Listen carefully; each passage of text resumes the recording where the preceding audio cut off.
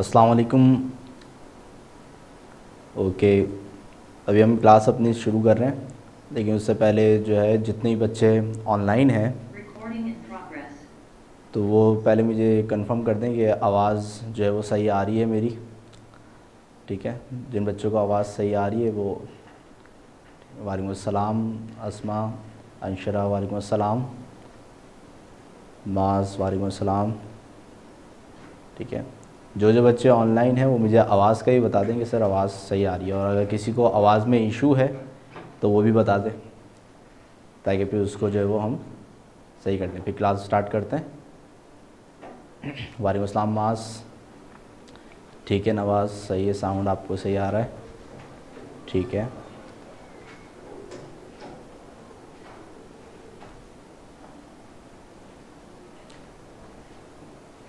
ठीक है। ओके अंशरा, सही है, सही है। 1 मिनट ज़रा वेट करते हैं ताकि बच्चे जो है वो कनेक्ट हो जाएं, फिर उसके बाद जो है वो हम अपनी क्लास स्टार्ट करते हैं। अच्छा, जब तक मुझे ज़रा बताएं कि आप हमने जो लास्ट क्लास में पढ़ा था तो आपने उसको उन चीज़ों को रिवाइज़ किया पूरी वीक में? पूरा वीक आपको मिलता है? ठीक है, अंशरा ने तो किया है भाई, और बच्चे? सुनैना भी किया है।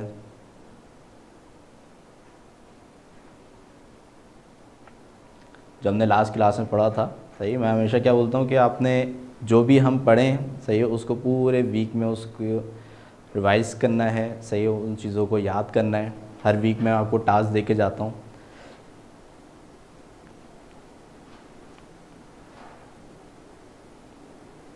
अच्छा, नोट्स अभी नहीं मिले? नोट्स अभी आपको बहुत जल्द ग्रुप में ही आपको इंशाल्लाह जो है मिल जाएंगे। सही है, मेरी बात हुई थी, तो नोट्स आपको जो है वो जल्दी मिल जाएंगे।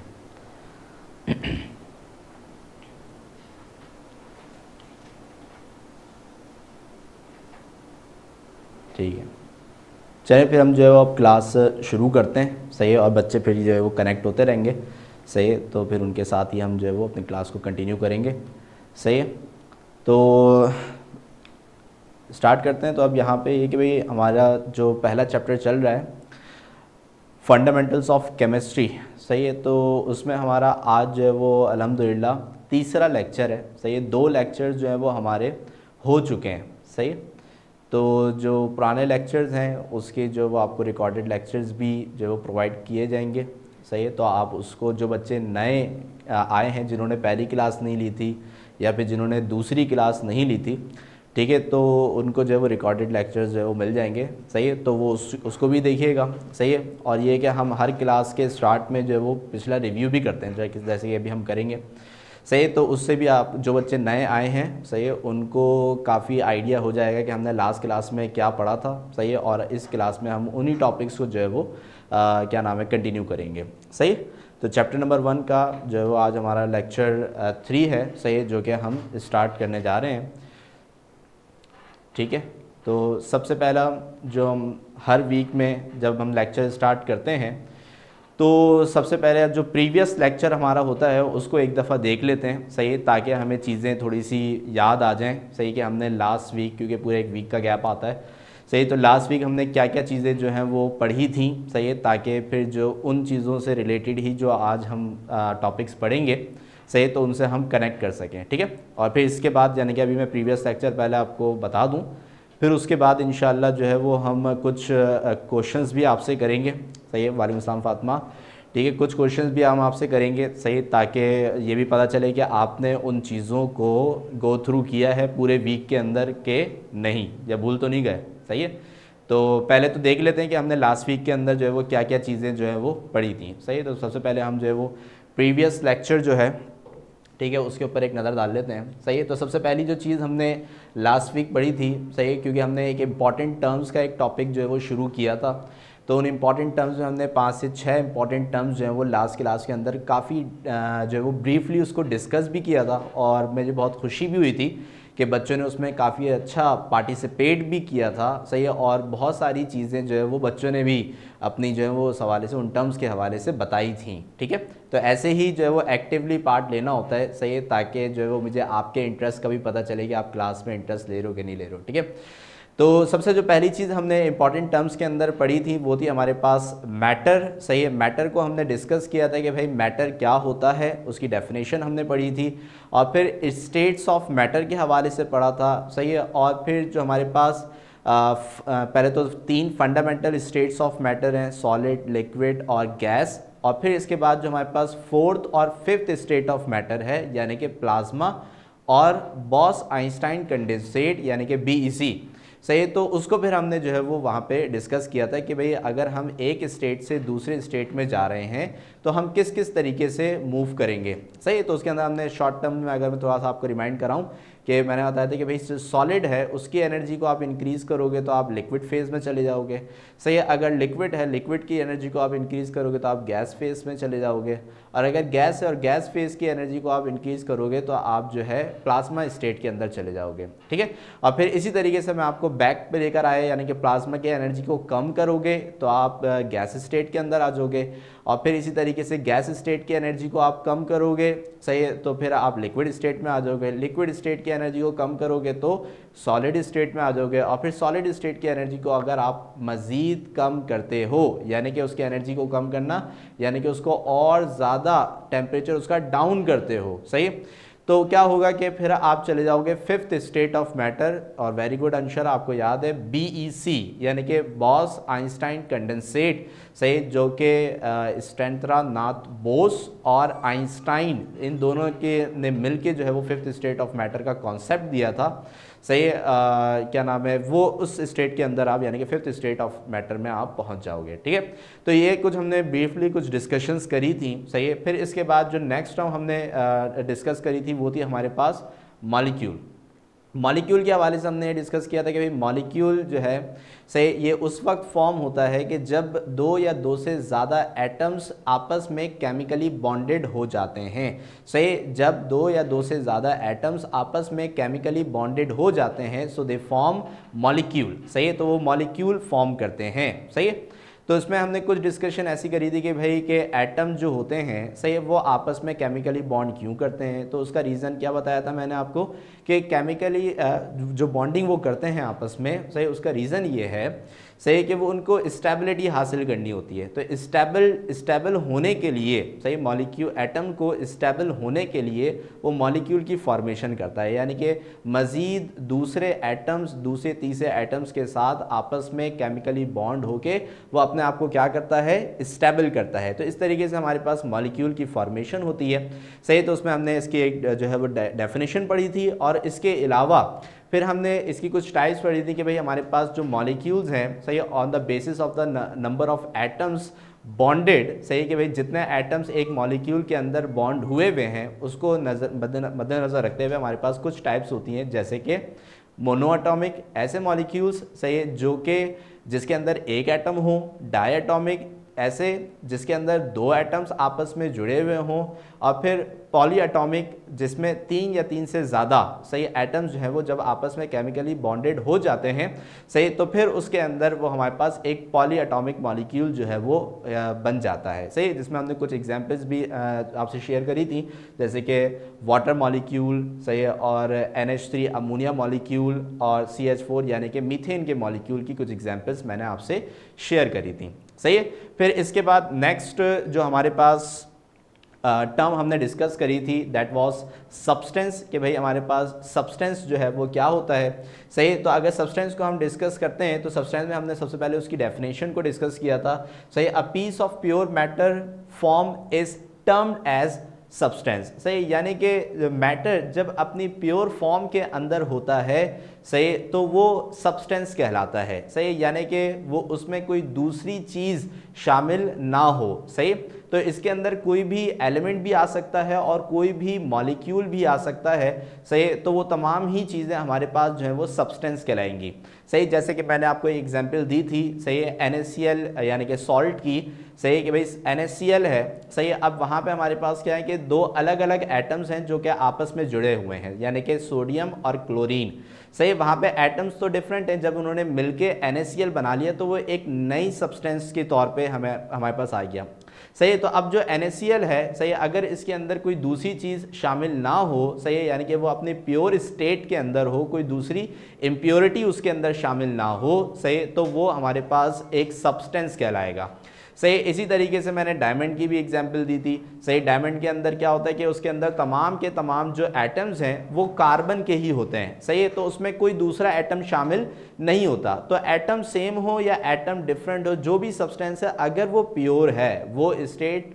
ऑफ मैटर वो अगर प्योर है, तो उसको हम सब्सटेंस के टर्म से डेजिग्नेट कर सकते हैं। जैसे मैंने आपके अंदर कुछ एग्जांपल्स आपसे शेयर करी, जैसे कि टिन है, सही, सल्फर है, टेबल सॉल्ट है, बेकिंग सोडा है, सही, जो मुख्तलिफ चीज़ें, ठीक है। तो अगर प्योर फॉर्म के अंदर हैं, सही, तो ये हमारे पास जो है वो सब्सटेंस कहलाएंगी। क्लियर हो गई बात यहाँ पे, ठीक है।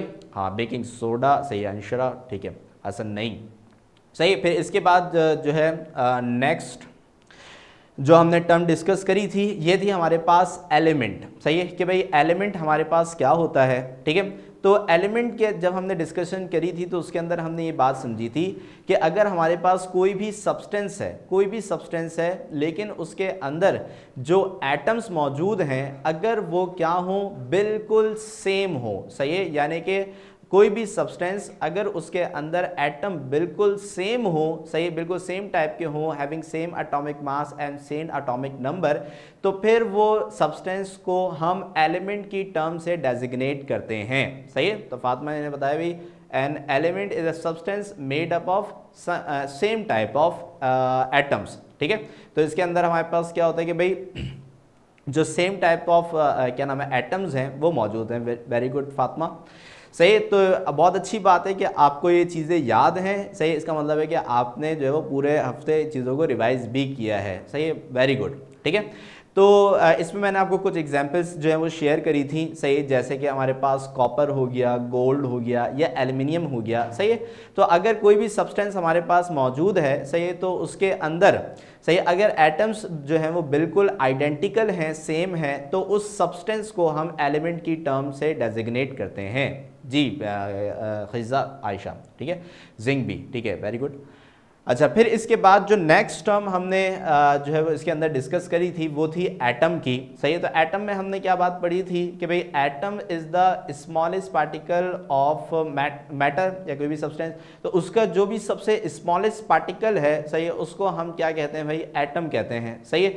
तो अब एटम के अंदर फिर हमने जो दूसरी चीज़ समझी वो ये थी कि भाई एटम जो है वो किन किन चीज़ों से मिलके बनता है। तो ज़रा बताएं कि एटम के 3 सब एटॉमिक पार्टिकल्स कौन कौन से होते हैं, ज़रा बताइएगा। एटम के 3 सब एटॉमिक पार्टिकल्स कौन कौन से होते हैं, कौन बताएगा। इलेक्ट्रॉन, प्रोटॉन और neutron. Aiza Tanzeel, very good, सही है। तो इलेक्ट्रॉन, प्रोटॉन और न्यूट्रॉन के हवाले से हमने पढ़ा था कि भाई ये 3 जो क्या नाम है सब एटॉमिक पार्टिकल्स हैं, इनसे मिलके जो है वो एटम बनता है, सही है। तो फिर इसके बाद मैंने इनकी जो प्लेसिंग है एटम के अंदर, यानी कि ये कहाँ कहाँ एटम में कहाँ कहाँ मौजूद होते हैं, तो उसके हवाले से मैंने आपको बताया था कि भाई जो न्यूट्रॉन और प्रोटॉन है, सही, ये एटम में कहाँ मौजूद होते हैं, न्यूक्लियस, वेरी गुड, सही है, न्यूक्लियस में मौजूद होते हैं, सही है। तो यहाँ पे हमारे पास जो न्यूट्रॉन है और जो प्रोटॉन है ये हमारे पास न्यूक्लियस के अंदर मौजूद होते हैं, सही है। और जो इलेक्ट्रॉन है ये हमारे पास कहाँ मौजूद होते हैं, वेरी गुड अंशरा, सही। इलेक्ट्रॉन जो है ये हमारे पास शेल्स के अंदर, जो कि न्यूक्लियस के अराउंड इमेजिनरी पार्ट्स होते हैं, सही, उसके अंदर जो है वो क्या कर रहे होते हैं, रिवॉल्व कर रहे होते हैं, सही है। तो वेरी गुड हसन, नईम, माज और वहीद, सही, वेरी गुड, आप सही आंसर दे रहे हो, इसका मतलब है कि आपने तैयारी करी हुई है, सही है, बहुत अच्छी बात है, वेरी गुड, सही। तो फिर इसके बाद, सही, इसके बाद जो है अब हम आगे की तरफ बढ़ते हैं। Sir diamond is also an element, right. हाँ बेटा, आयशा ने पूछा है कि भाई क्या डायमंड सर एलिमेंट है, सही है। तो भाई उसके अंदर जो तमाम हमारे पास एटम्स हैं, सही है, अगर वो सिमिलर हैं, सही जैसे कि होते हैं, ठीक है, तो वो एक एलिमेंट कहलाएगा, उसको वो सब्सटेंस भी कहलाएगा और उसको हम एलिमेंट की टर्म से भी डेजिग्नेट कर सकते हैं, because of the identical atoms of carbon which is present in a diamond, सही है, तो हम उसको कह सकते हैं, ठीक है। अच्छा, फिर इसके बाद जो नेक्स्ट चीज़ है, सही है, जो हमने लास्ट इसमें जो टॉपिक डिस्कस किया था, that was the valency, the concept of valency, कि भाई वैलेंसी क्या होती है, ठीक है। तो वैलेंसी के अंदर जो है वो हमने सबसे मेन चीज़ जो समझी थी, सही है, वो ये थी कि भाई कि कोई भी एटम, सही, कोई भी किसी भी एलिमेंट का जो एटम है वो एट ए टाइम जितने मैक्सिमम क्या नाम है एटम्स के साथ बॉन्डिंग कर सकता है, सही, जितने मैक्सिमम एटम्स के साथ बॉन्डिंग कर सकता है वो उसकी वैलेंसी नंबर कहलाता है, सही है। तो यहाँ पे हमने इसकी डेफिनेशन में क्या पढ़ा था, the combining power of an element with other element is called valency, सही, यानी कि किसी भी एलिमेंट की जो कंबाइनिंग पावर होती है किसी भी दूसरे एलिमेंट्स के साथ, सही, तो वो हमारे पास क्या कहलाती है, वो हमारे पास कहलाती है वैलेंसी, ठीक है। जिसके अंदर हमने कुछ एग्जांपल्स देखी थी, सही, जैसे कि हमने वाटर मॉलिक्यूल के अंदर देखा था, सही, कि भाई हमारे पास जो ऑक्सीजन है, सही है, वो at a time 2 hydrogen atom के साथ अटैच्ड है, दैट मीन्स कि ऑक्सीजन का जो वैलेंसी नंबर है वो हमारे पास कितना हो जाएगा, 2, सही, क्योंकि वो एट ए टाइम 2 एटम्स के साथ क्या हुआ हुआ है भाई, वो बॉन्डेड हुआ हुआ है। इसी तरीके से फिर हमने कार्बन में देखा था, तो कार्बन जो है वो at a time 4 hydrogen atom के साथ अटैच हुआ हुआ था, तो इसका मतलब है कि जो कार्बन है उसका वैलेंसी नंबर जो है वो है 4, यानी कि वो एट ए टाइम 4 एलिमेंट्स के साथ जो है वो अटैच हो सकता है। अच्छा, फिर इसके बाद जो नेक्स्ट चीज़ थी हमारे पास वो थी नाइट्रोजन, सही, नाइट्रोजन जो है वो एट अ टाइम जो है हमारे पास 3 एटम्स के साथ अटैच हो सकता है, इसका मतलब है कि नाइट्रोजन का वैलेंसी नंबर जो है वो हमारे पास 3 है, ठीक है। तो इसमें जो हमारे पास वैलेंसी है, सही है, तो उसके वजह से हमने पहली चीज़ क्या समझी थी कि वैलेंसी जो है वो एक कंबाइनिंग पावर होती है किसी भी एलिमेंट की, सही, कि वो एट ए टाइम किसी दूसरे कितने एलिमेंट के साथ जो है वो अटैच हो सकता है, ठीक है। तो अगर कोई एक एटम के साथ अटैच हो सकता है तो उसका वैलेंसी नंबर 1 होगा, सही है। अगर कोई 2 एटम के साथ अटैच हो सकता है तो उसका वैलेंसी नंबर 2 होगा। अगर कोई 3 एटम के साथ अटैच हो सकता है तो उसका वैलेंसी नंबर 3 होगा, एंड सो ऑन, इस तरीके से। अच्छा, फिर लास्ट क्लास में ये था, ये जो वैलेंसी का जो टॉपिक था वो बिल्कुल ही एंड में हमें जो वो पढ़ने को मिला था, तो उसमें मैंने एक चार्ट आपसे शेयर करी थी, सही। तो चार्ट जो मैंने आपसे शेयर करी थी उसके अंदर मैंने सबके वैलेंसी नंबर्स आपको बताए थे, सही है। तो उसमें किसी का वैलेंसी नंबर 1 लिखा हुआ था, किसी का 2, किसी का 3, किसी का 4 और किसी का 0 भी लिखा हुआ था, सही है। तो मैंने 0 का कॉन्सेप्ट आपको क्या समझाया था, 0 का कॉन्सेप्ट जो है वो ये था कि 0 का मतलब है कि भाई वो एलिमेंट जो है वो एट ए टाइम कितने 0 एलिमेंट के साथ अटैच होता है, सही, यानी कि वो किसी के साथ भी अटैच नहीं होता। तो वो एलिमेंट्स हमारे पास कौन से थे, वेरी गुड अंशुरा, सही, वो एलिमेंट्स हैं हमारे पास नोबेल गैसेस, सही, जैसे कि helium, neon, argon, krypton, xenon, सही, ये वो एलिमेंट्स हैं, सही, जिनको हम नोबेल गैसेस कहते हैं, और ये पीरियोडिक टेबल में जो है हमारे पास ग्रुप 8A के अंदर जो है वो मौजूद होते हैं, सही। तो ये वो एलिमेंट्स होते हैं कि जिनका जो आउटर मोस्ट शेल है वो क्या होता है, हमारे पास स्टेबल होता है, सही। तो इसी वजह से उनको जो है वो किसी भी तरह की इलेक्ट्रॉन की शेयरिंग की ज़रूरत नहीं होती, that's why they don't form any kind of bond with any other atoms, सही। तो उसको जो है वो क्या नाम है, सही, उसको जो है वो किसी भी एटम के साथ जो है वो बॉन्डिंग करने की ज़रूरत नहीं रहती, ठीक है। अच्छा, वहीद पूछ रहे हैं सर आप फिर से 1 मिनट आगे पीछे हो गए, सही है, चले वापस से कर दिएगा मैसेज, ठीक है। अच्छा, तो क्या नाम है, इसी नोबेल गैसेस की जो वैलेंसी होती है, से ये हमारे पास क्या रहती है भाई, 0 रहती है, दैट्स वाई कि वो किसी भी एटम के साथ बॉन्डिंग नहीं करते हैं। आपने मेजरली देखा होगा कि कभी भी आपने जो है वो हीलियम के साथ कोई भी कंपाउंड आपने नहीं पढ़ा होगा, सही, जैसे कि आप हाइड्रोजन के कंपाउंड्स पढ़ते हो, जैसे कि हमारे पास है HCl, सही, या फिर NH3 से, या फिर हमारे पास H H2SO4, सही है। लेकिन आपने कभी भी हीलियम से रिलेटेड कोई भी कंपाउंड नहीं पढ़ा होगा, यानी कि आपने कभी ऐसे नहीं सुना होगा HeCl या फिर He2SO4, इस तरह से आपने कोई भी कंपाउंड नहीं सुना होगा, सही, because they don't form any kind of bonding, सही, because their valency is zero, they never attach with any other atoms to stable themself, ठीक है। तो उनको स्टेबिलिटी की कोई ज़रूरत नहीं होती है, वो पहले से खाते पीते घरानों से ताल्लुक़ रखते हैं, सही है। तो उनको किसी भी एटम के साथ जो है वो कोई बॉन्डिंग करने की ज़रूरत नहीं होती, ठीक है।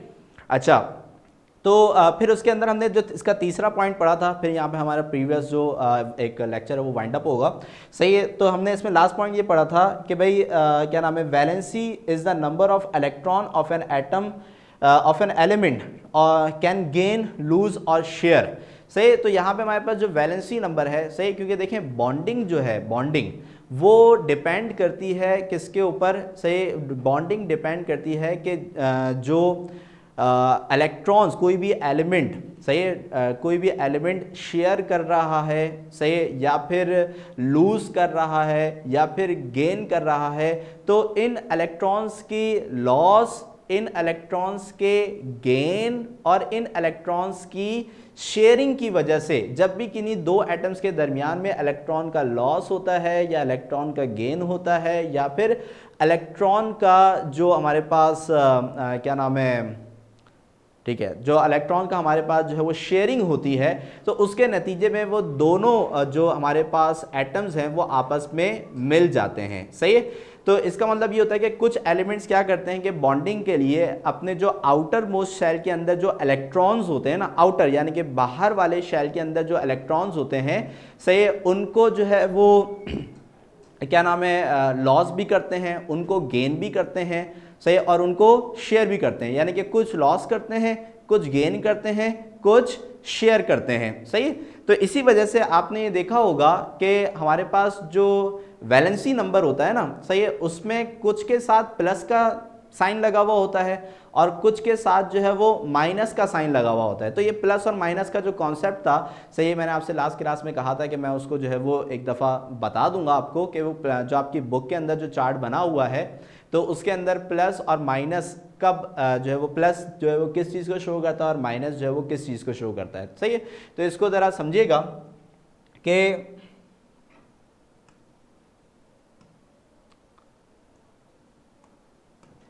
ओके, सही। अब जैसे फॉर एग्जांपल अगर आप अपनी बुक में बनी चार्ट को अगर देखेंगे, सही, तो उसमें अगर आप देखें तो हमारे पास जो सोडियम है, सही, इसका वैलेंसी नंबर लिखा होगा +1, सही। तो +1 का मतलब क्या है सर? +1 का मतलब ये है कि भाई जो हमारे पास सोडियम है, सही, ये ड्यूरिंग बॉन्डिंग ये एक इलेक्ट्रॉन को जो है क्या कर सकता है, लूज कर सकता है, यानी कि +1 का मतलब क्या होगा कि ये इलेक्ट्रॉन को लॉस करके, इलेक्ट्रॉन का एक इलेक्ट्रॉन का लॉस करके ये बॉन्डिंग बना सकता है। तो ये एक इलेक्ट्रॉन को लूज करेगा, सही, और उस लॉस के नतीजे में कि ये किसी भी दूसरे एटम को अपने साथ जोड़ लेगा, सही, जो कि होता है NaCl के अंदर, कि NaCl में जो Na यानी कि सोडियम है, ये अपना एक इलेक्ट्रॉन लॉस करके देता है किसको, क्लोरीन को, सही है। और क्लोरीन को क्या नाम है, जब वो एक इलेक्ट्रॉन दे रहा है, इसका मतलब है कि वो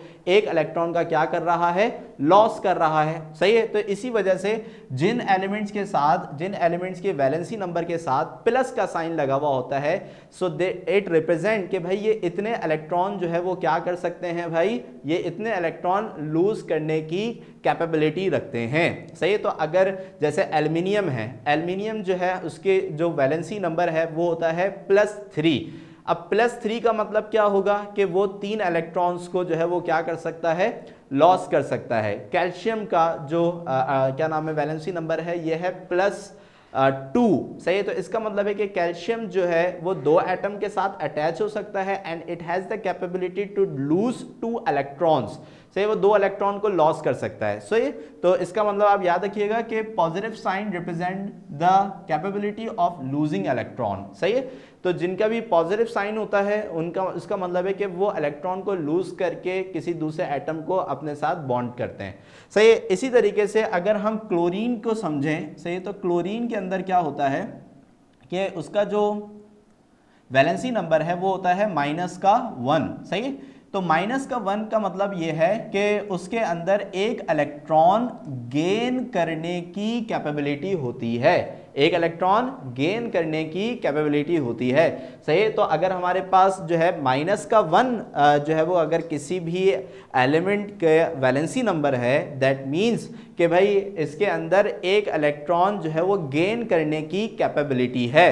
क्लियर हो गई बात यहाँ पे, इसके अंदर कोई कंफ्यूजन, सही है। इसी तरीके से अगर आप कुछ एलिमेंट्स को आप उस चार्ट के अंदर देखें, ऑब्जर्व करें, तो कुछ एलिमेंट्स ऐसे भी हैं कि जिनके वैलेंसी नंबर जो है वो प्लस में भी हैं और माइनस में भी हैं। तो मुझे कोई बताए ज़रा कि ऐसे कौन से एलिमेंट हैं कि जिनके वैलेंसी नंबर प्लस में भी हैं और माइनस में भी हैं। वेरी गुड मास तारिक, वेरी गुड, सही। मास तारिक ने बताया हाइड्रोजन, सही। तो हाइड्रोजन को अगर आप चार्ट में ऑब्जर्व करें तो उसका वैलेंसी नंबर जो है, सही, ये +1 भी होता है और -1 भी होता है, सही। तो जिन एलिमेंट्स का क्या नाम है वैलेंसी नंबर प्लस और माइनस दोनों में होता है, तो इसका मतलब बात तो भैया क्लियर है कि भाई ये दोनों कैपेबिलिटी रखते हैं, यानी कि ये वक्त पड़ने पे इलेक्ट्रॉन को लूज भी कर सकते हैं और वक्त पड़ने पे इलेक्ट्रॉन को गेन भी कर सकते हैं, और ये दोनों सूरतों में जो है वो किसी भी दूसरे एटम के साथ बॉन्डिंग बना के स्टेबलाइज हो सकते हैं,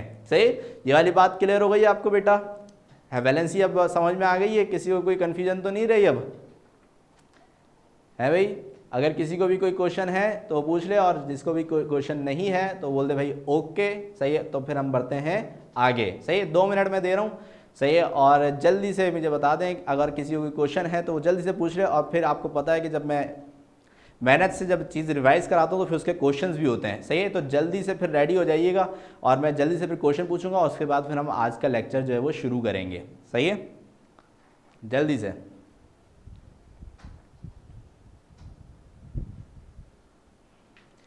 हाँ बेटा, मैंने जो आपसे चार्ट शेयर करी थी, सही है, उस चार्ट के अंदर माइनस प्लस नहीं था, सही है। बिकॉज मैंने लास्ट क्लास के अंदर आपको माइनस प्लस का कॉन्सेप्ट नहीं समझाया था। लेकिन जो है वो मुझे पता था, मैंने आपको लास्ट क्लास में भी कहा था कि इंशाल्लाह जब नेक्स्ट क्लास होगी तो उसके अंदर मैं उस कॉन्सेप्ट को क्लियर करूँगा, सही है। तो इसलिए मैंने अभी आज जो है उसको समझा दिया है, ठीक है। अगर आपको समझ में आ गया तो बता दें, ठीक है। और अगर अभी भी क्लियर नहीं हुई है तो पूछ लें सवाल, जो भी पूछना है।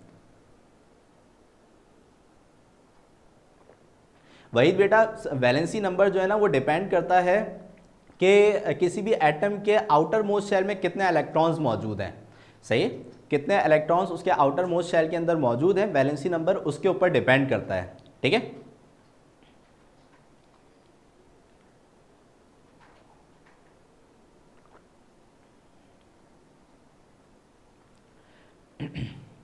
अच्छा, माइनस प्लस माज ने पूछा है सर माइनस प्लस का हमें कैसे पता चलेगा? बेटा माइनस प्लस का आपको मतलब कोई ऐसा नहीं है कि आपको मालूम करना पड़ेगा, इसकी चार्ट होती है, उससे हमें पता चलता है कि किस एलिमेंट की जो वैलेंसी नंबर है वो क्या है, सही है। और फिर उससे ये पता चलता है कि भाई ये इलेक्ट्रॉन शेयर करने की कैपेबिलिटी रखता है या फिर लॉस करने की या फिर क्या नाम है गेन करने की, सही है। तो उसको मालूम नहीं करना होता हमें। जी वही बेटा, आपको लेक्चर जो है ना वो प्रोवाइड हो जाएंगे, बल्कि अब लेक्चर अपलोड होना शुरू हो गए हैं, सही है। तो आपको जो हमारी प्रीवियस क्लासेस हैं उसके लेक्चर्स आपको मिल जाएंगे। जी उमर, हाइड्रोजन की वैलेंसी जो है वो 1 होगी, सही है, बिकॉज उसके आखिरी शेल के अंदर एक इलेक्ट्रॉन होता है, सही है। अभी मैंने आपको क्या बताया कि हाइड्रोजन का वैलेंसी नंबर जो है वो +1 भी होता है, -1 भी होता है। तो वो जो आखिरी शेल के अंदर जो एक इलेक्ट्रॉन होता है ना, तो वो उसको लॉस भी कर सकता है और गेन भी कर सकता है, डिपेंडिंग ऑन द नीड, जो उस वक्त जिस भी एलिमेंट के साथ वो कनेक्ट हो रहा होगा उसके साथ, उस पर डिपेंड करेगा।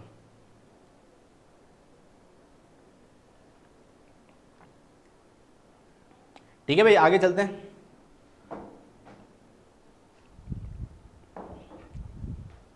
ओके तो भाई अब क्वेश्चंस के लिए हो जाएं रेडी।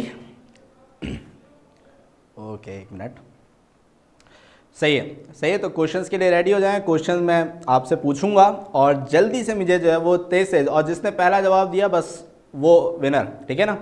तो क्वेश्चन मैं पूछना शुरू कर रहा हूँ और प्रीवियस क्लास जो भी मैंने आपको रिपीट कराई है उसी से रिलेटेड क्वेश्चंस होंगे। सो स्टार्ट करते हैं। How many states of matter, how many states of matter? Anshara 5, सही, अंशरा का हो गया 5, अच्छा बस।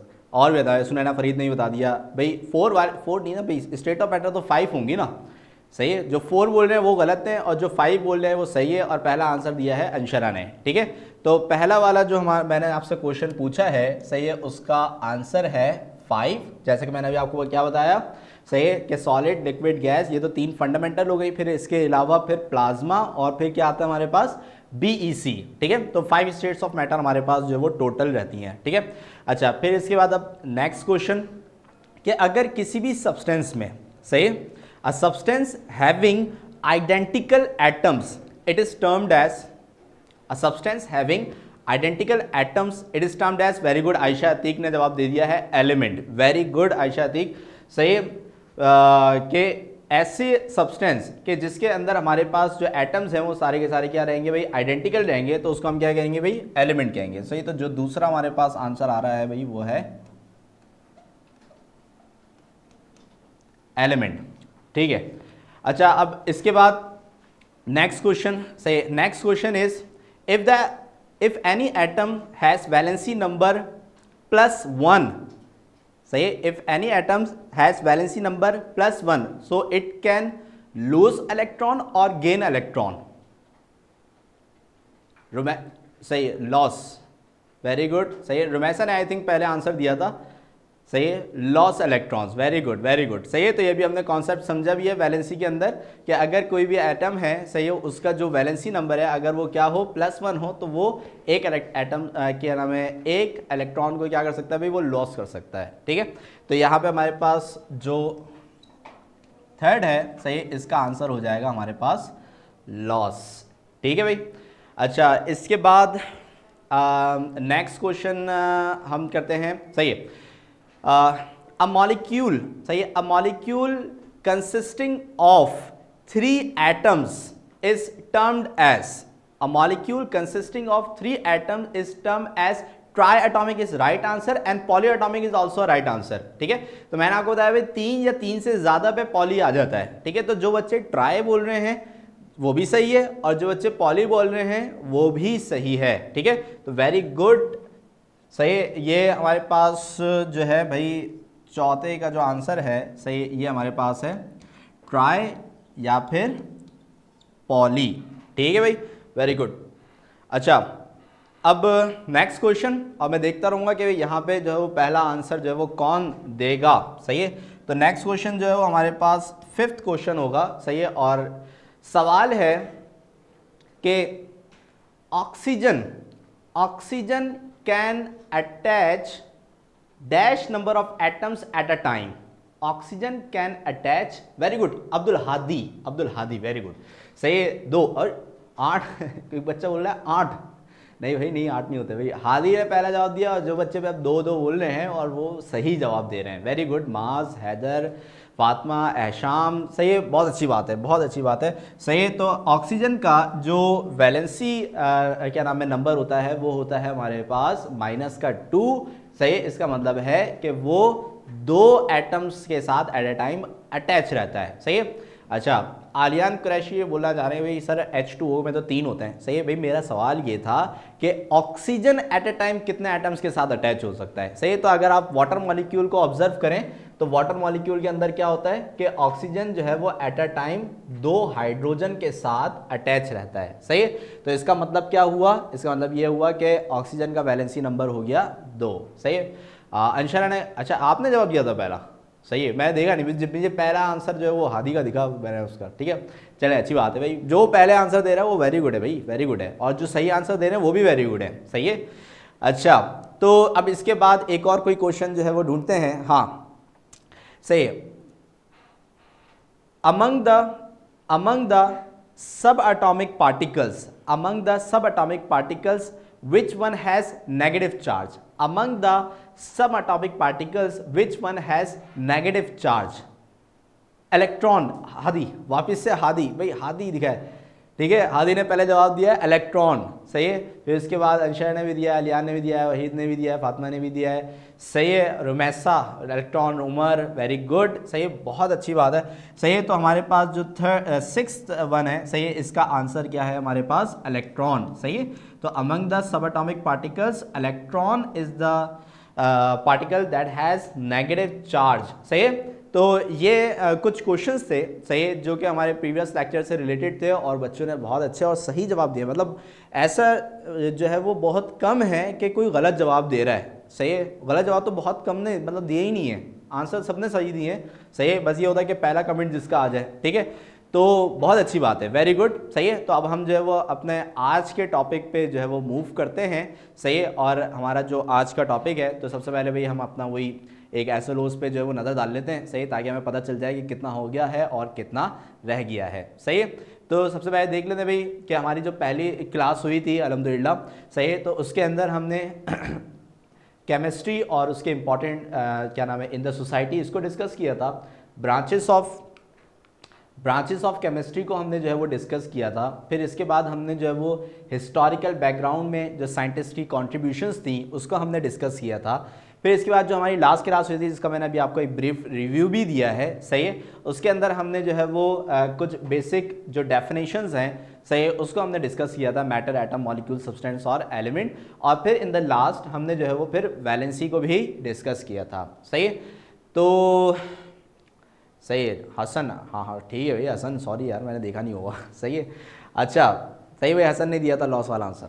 ठीक है, अच्छा भाई, तो अब इसके बाद जो है सही है, अब आज जो हमारी क्लास होगी, सही है, इसके अंदर हमारी पूरी कोशिश ये कि हम कुछ जो वो न्यूमेरिकल्स की तरफ भी मूव करें। सही है, तो पूरी कोशिश रहेगी कि हम जो है वो न्यूमेरिकल्स भी आज करें। तो बच्चे जो है वो तैयार रहिएगा, अपने साथ एक जो है वो सिंपल कैलकुलेटर या फिर कोई भी कैलकुलेटर है वो रेडी रखिएगा। सही है, हमारे पास बिल्कुल अगर टाइम बचेगा तो हम जो है वो न्यूमेरिकल्स पार्ट की भी तरफ इंशाल्लाह आज जो है वो मूव करेंगे। सही है, तो आज जो हमने एक्सपेक्टेड टॉपिक्स जो पढ़ने हैं, सही है, वो है हमारे पास केमिकल फार्मूला। सही है, और इसके बाद हमने जो वो कंपाउंड और मिक्सचर के कॉन्सेप्ट को समझना है।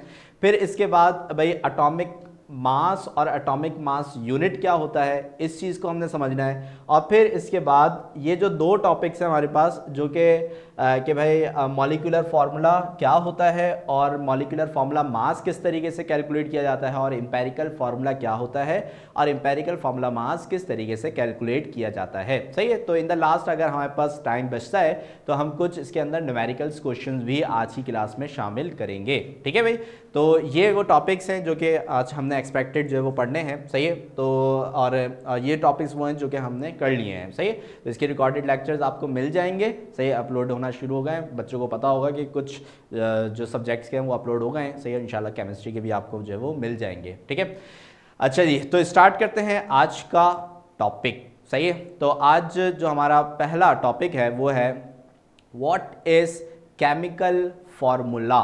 सही है, केमिकल फार्मूला जो है वो क्या होता है। सही है, तो अगर मैं आपसे या फिर किसी भी बच्चे से ये सवाल पूछता हूँ कि भाई कि केमिकल फार्मूला क्या होता है, सही है, तो उसका जवाब जो है ना छट से आता है कि सर H2O एक केमिकल फार्मूला है। सही है, और CO2 एक केमिकल फार्मूला है। सही है, और H2SO4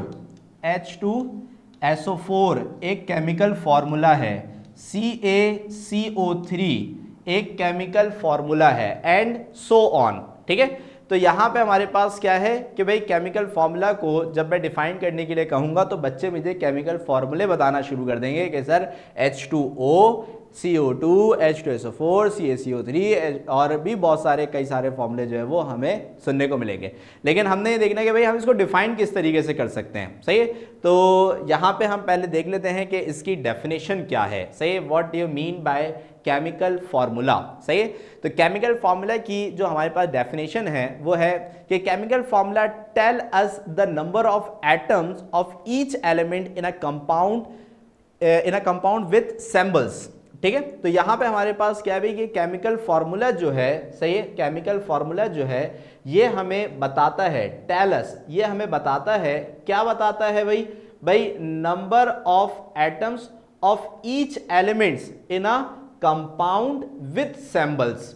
ठीक है, यानी कि केमिकल फार्मूला एक ऐसी चीज है, सही है, एक ऐसी चीज है जो कि हमें ये बात बताती है कि भाई ये जो भी मॉलिक्यूल है या फिर जो भी कंपाउंड है इसके अंदर, सही है, इसके अंदर कितने नंबर ऑफ एटम्स हैं। सही है, और कौन कौन से एटम्स हैं उनको उनके सैंपल के साथ हमें बताती है। सही है। अब जैसे भाई हमने यहाँ पे पहला जो मॉलिक्यूल लिखा हुआ है वो है H2O। अब H2O जो है ये मॉलिक्यूल है किसका भाई, वाटर का। सही है, H2O जो है मॉलिक्यूल है किसका भाई, वाटर का। तो ये वाटर मॉलिक्यूल का क्या है, फार्मूला है।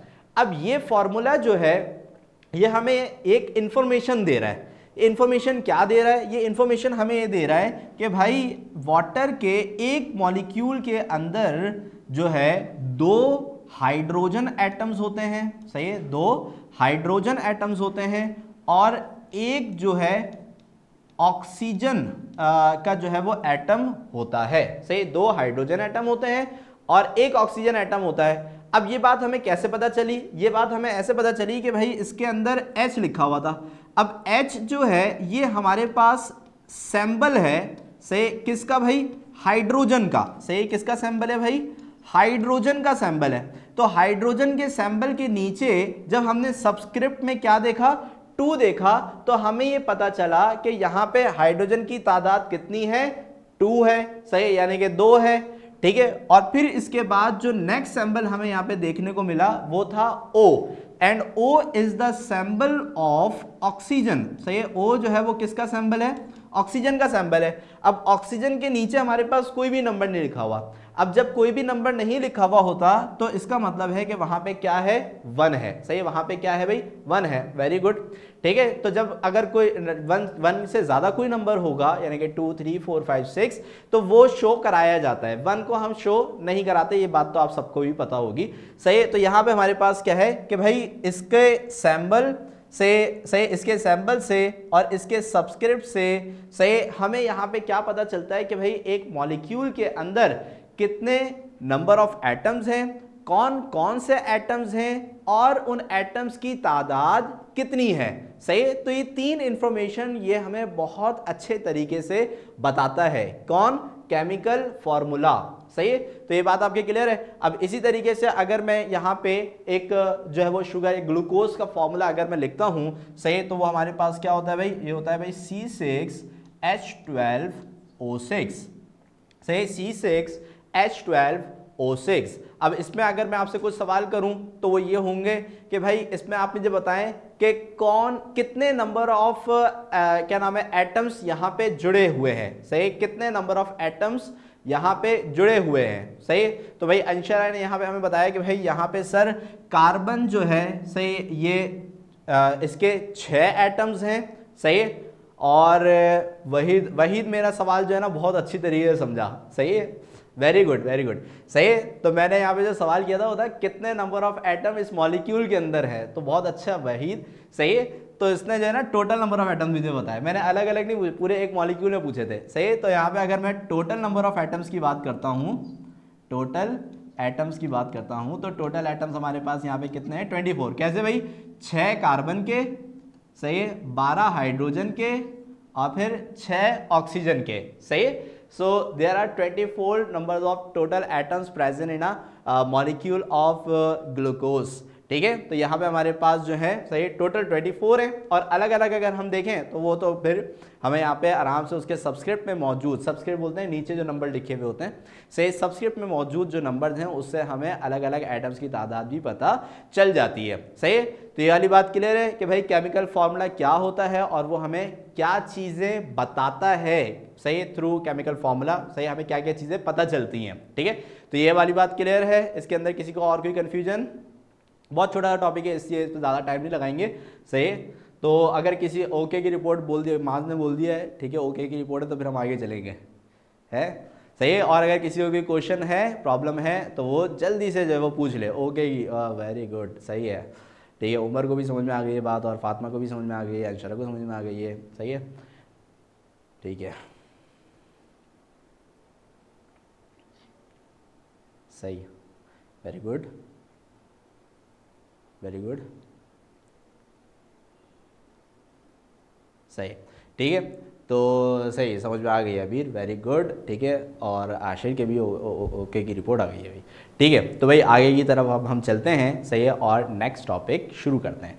सही है, तो नेक्स्ट टॉपिक हमारे पास है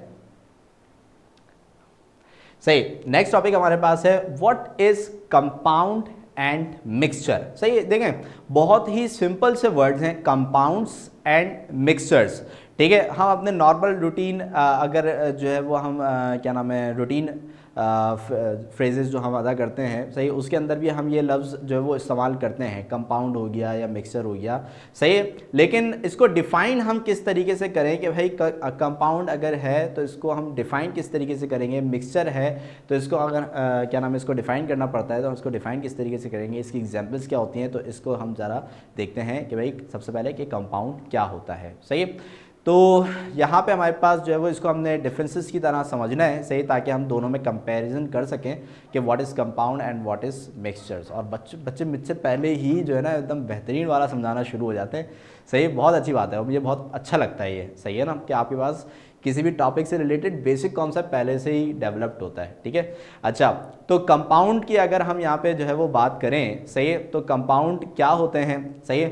the compound is a substance form when two or more elements are chemically bounded together in a fixed ratio by mass। सही, यानी कि जो कंपाउंड है ये हम उस सब्सटेंस को कहेंगे जो कि उस वक्त बनता है, उस वक्त फॉर्म होता है जब दो या दो से ज्यादा एलिमेंट्स आपस में, सबसे इंपॉर्टेंट क्या है, केमिकली बॉन्डेड होते हैं। सही, जब दो या दो से ज्यादा एटम्स आपस में केमिकली बॉन्ड हो जाएं, उसके दरमियान किसी भी तरह का केमिकल बॉन्डिंग मौजूद हो। अब केमिकल बॉन्डिंग हम केमिकल बॉन्ड के अंदर पढ़ेंगे कि भाई कोवलेंट बॉन्ड भी होता है, आयोनिक बॉन्ड भी होता है, कोऑर्डिनेट कोवलेंट बॉन्ड भी होता है। सही, तो कोई भी हमारे पास अगर केमिकल बॉन्डिंग जो है वो उन एटम्स के दरमियान में मौजूद है और वो एटम्स जब आपस में जुड़ें और एक नया सब्सटेंस जो है वो क्या कर लें, फॉर्म कर लें, सही, तो उस सब्सटेंस को टर्म किया जाता है किस क्या नाम है, किस टर्म के साथ भाई, कंपाउंड के साथ। सही है, तो उसको हम क्या कहेंगे भाई, कंपाउंड कहेंगे। सही है, तो अब यहां पे हमारे पास क्या है भाई कि एज अ रिजल्ट सही, new entirely different properties possessing substance form। तो उसके नतीजे में फिर होता क्या है कि हमें एक बिल्कुल ही ऐसा एक नया सब्सटेंस देखने को मिलता है जिसकी प्रॉपर्टीज उन एटम से काफी मुख्तलिफ होती हैं जिनसे मिलके वो खुद बना है। सही है, यानी कि कंपाउंड जिन एटम से मिलके बना है, सही है, उन एटम्स की जो प्रॉपर्टीज हैं और उस कंपाउंड की जो प्रॉपर्टी है वो क्या होंगी, वो काफी हद तक हमारे पास क्या होंगी, डिफरेंट होंगी। सही, क्लियर हो गई बात यहां पे हमारे पास। सही, तो कंपाउंड के लिए सबसे पहले हमने क्या चीज समझी कि कंपाउंड के अंदर, सही, कंपाउंड के अंदर हमारे पास दो या दो से ज्यादा एटम्स आपस में क्या होंगे, केमिकली बॉन्डेड होंगे, किसी भी तरह की केमिकल बॉन्डिंग उनके दरमियान में मौजूद होगी और वो एक एंटायरली न्यू सब्सटेंस जो है वो क्या करेंगे, फॉर्म करेंगे। अब इसकी जैसे मैं आपको एक एग्जांपल देता हूं, सही है, इसकी मैं आपको एग्जांपल देता हूं कि भाई अगर कोई भी सब्सटेंस ऑक्सीजन के साथ रिएक्ट करता है तो ऑक्सीजन के साथ रिएक्ट करने को हम कहते हैं बर्निंग।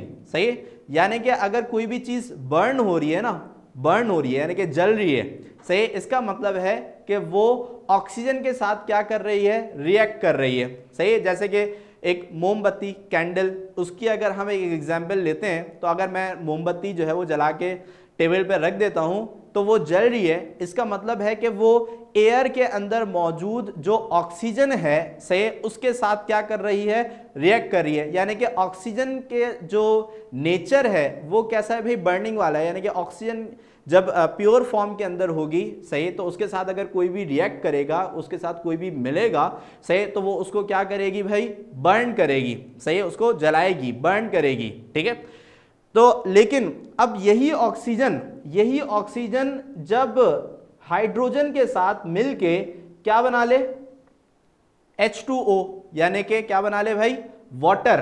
सही है, क्या बना ले, वाटर बना ले। सही है, अब भाई देखें ऑक्सीजन तो ये भी है और ऑक्सीजन तो ये भी है जो कि H2O के अंदर मौजूद है।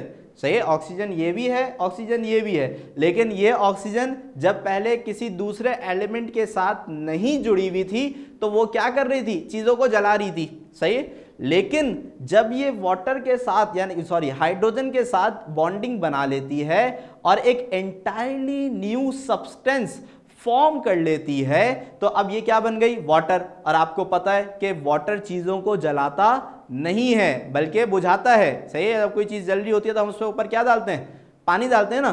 पानी क्यों डालते हैं, ताकि वो और जल जाए, नहीं, सही है, ताकि वो उस जो बर्निंग प्रोसेस है वो क्या हो जाए, रुक जाए, सही है। तो आपने यहाँ पे देखा कि भाई जब कोई भी एलिमेंट किसी दूसरे एलिमेंट के साथ जुड़ता है और एक नया कंपाउंड फॉर्म करता है तो उसकी जो प्रॉपर्टीज हैं वो क्या हो जाती हैं, एंटायरली डिफरेंट हो जाती हैं। क्या हो जाती हैं, एंटायरली डिफरेंट हो जाती हैं, सही। तो जो प्रॉपर्टी कोई भी एलिमेंट अपने क्या नाम है प्योर फॉर्म के अंदर एग्जिस्ट करता है, सही, तो जो हमारे पास जब वो किसी दूसरे एलिमेंट के साथ बॉन्डिंग बनाता है तो वो अपनी उन प्रॉपर्टीज को क्या कर देता है भाई, खत्म कर दे, यानी कि फिर वो प्रॉपर्टीज उसके अंदर एग्जिस्ट नहीं करती, सही। अब जरूरी नहीं है कि भाई अगर जो O2 है ये अगर चीज़ों को बर्न करता है, सही, जब ये अपने उसके अंदर क्या नाम है मॉलिक्यूलर नेचर के अंदर मौजूद होता है, तो जब ये वाटर में जाएगा तो तब भी ये बर्निंग ही करेगा, नहीं, सही, वाटर के अंदर बर्निंग नहीं होती, ये वाली बात पता है, सही। तो ये इसका एक एग्जाम्पल है कि किस तरीके से कोई भी एटम जब दूसरे एटम के साथ मिलकर एक नया कंपाउंड बनाता है तो वो अपनी प्रॉपर्टीज को क्या कर देता है, बिल्कुल ही चेंज कर देता है, सही। तो ये वाली बात आपके बिल्कुल समझ में आई कि कंपाउंड क्या होते हैं, सही। तो कभी भी कोई पूछे कि कंपाउंड क्या होता है तो आप बोलेंगे भाई कि व्हेन टू और more than two atoms are chemically bounded they form entirely new substance that is termed as compound, सही है। तो उसको हम क्या कहेंगे, उसको हम कंपाउंड कह सकते हैं, सही है। तो इसमें मैंने कुछ एग्जाम्पल्स, वही पुरानी एग्जाम्पल मैंने आपसे शेयर करी, जैसे कि अमोनिया हो गया, CH4 हो गया, या फिर वाटर हो गया, वाटर मॉलिक्यूल हो गया, ठीक है। तो ये हमारे पास जो है वो सही है। अच्छा, वो पहले योगी की रिपोर्ट देता है आशिफ, ठीक है, वेरी गुड, सही है। अच्छा, तो आपके कंपाउंड क्लियर हो गया। अब हम शुरू करेंगे क्या, मिक्सचर। क्या भाई अब मिक्सचर क्या होता है, कंपाउंड तो समझ में आ गया, सही है। हाँ देखो युसरा माशाल्लाह और वैसा ने भी पहले से ही डिफाइन कर दिया है, ये अच्छी बात है भाई, ठीक है, ठीक है, सही है। तो अब हम चलते हैं भाई मिक्सचर पे कि भाई मिक्सचर क्या होता है, व्हाट इज मिक्सचर, सही है। सो व्हेन टू और मोर देन टू एलिमेंट्स और compounds are physically combined without any fix ratio is known as mixture. तो यहां पे आप एक टर्म देखोगे, सही, कि व्हेन टू और मोर देन टू एलिमेंट्स और कंपाउंड, तो भाई अब यहां पे कोई भी एलिमेंट भी हो सकता है, सही है, और कोई भी कंपाउंड भी हो सकता है, यानी कि कोई भी ऐसा सब्सटेंस हो सकता है जिसके अंदर एटम्स सिमिलर हो, यानी कि एलिमेंट, और कोई भी ऐसा सब्सटेंस हो सकता है कि जिसके अंदर एटम्स डिफरेंट हो, यानी कि कंपाउंड, सही है। तो यहां पे कोई भी चीज हो, कोई भी सब्सटेंस हो, सही है, इसको हम जनरली क्या बोलेंगे, कोई भी सब्सटेंस हो। तो कोई भी सब्सटेंस जब सिर्फ और सिर्फ क्या हो, फिजिकली कंबाइंड हो, सही है, क्या हो, फिजिकली कंबाइंड हो, सही, विदाउट एनी फिक्स रेशो, कोई भी फिक्स रेशो नहीं है भाई, सही, बस ऐसी दाल चावल मिला दिया मिक्सचर बन गया, सही है। तो जब हम दाल चावल खाते हैं, सही, तो क्या भाई चावल और दाल का कोई रेशो होता है, अभी बोलते नहीं भाई इतने DM क्यूब जो है वो आपने चावल लेने हैं और 5 DM क्यूब जो है वो आपने दाल लेनी है, ऐसा कभी अम्मी ने बोला है तुम्हें, है, सही। तो जब हम दाल चावल का मिक्सचर बनाते हैं, सही है, तो अच्छा फातिमा बोलिए नहीं, सही है भाई, ठीक है, सही। तो यहाँ पे हमारे पास क्या है कि जब भी हम कोई मिक्सचर बनाते हैं, सही, तो उसका ताल्लुक सिर्फ और सिर्फ फिजिकली कॉम्बिनेशन के साथ होता है। किसके साथ होता है, सिर्फ और सिर्फ फिजिकली कॉम्बिनेशन के साथ होता है। इसके अंदर किसी भी तरह की कोई भी केमिकली बॉन्डिंग की कोई शर्त मौजूद नहीं है, सही। तो जब हम यहाँ पे आटे में नमक ऐड करते हैं तो उसके अंदर कोई भी फिजिकल बॉन्डिंग क्रिएट नहीं होती, सही है, वो सिर्फ एक क्या बनता है, मिक्सचर बनता है। इसी तरीके से जब दावत होती है, सही है, तो हम क्या खाते हैं भाई, सही है, हम खाते हैं निम्को, ठीक है, निम्को आ गया, ठीक है। तो हम क्या खाते हैं भाई, निम्को। अब निम्को के अंदर हमें जो है वो नई नई चीज़ें देखने को मिलती हैं। उसके अंदर क्या होती है भाई, मूंगफली भी होती है, उसके अंदर जो है वो अलग अलग तरह के पापड़ भी होते हैं, दाल सेव भी होते हैं, सही है, और काफ़ी सारी चीज़ें होती हैं, सही है। तो वो सारी आपस में क्या की हुई होती हैं, हमने मिक्स की हुई होती हैं, सही है। तो वो तमाम जो सब्सटेंस है उसको हमने मिक्स किया हुआ होता है, लेकिन वहाँ पे मूंगफली और दाल सेव के दरमियान किसी भी तरह की केमिकल बॉन्डिंग मौजूद नहीं होती।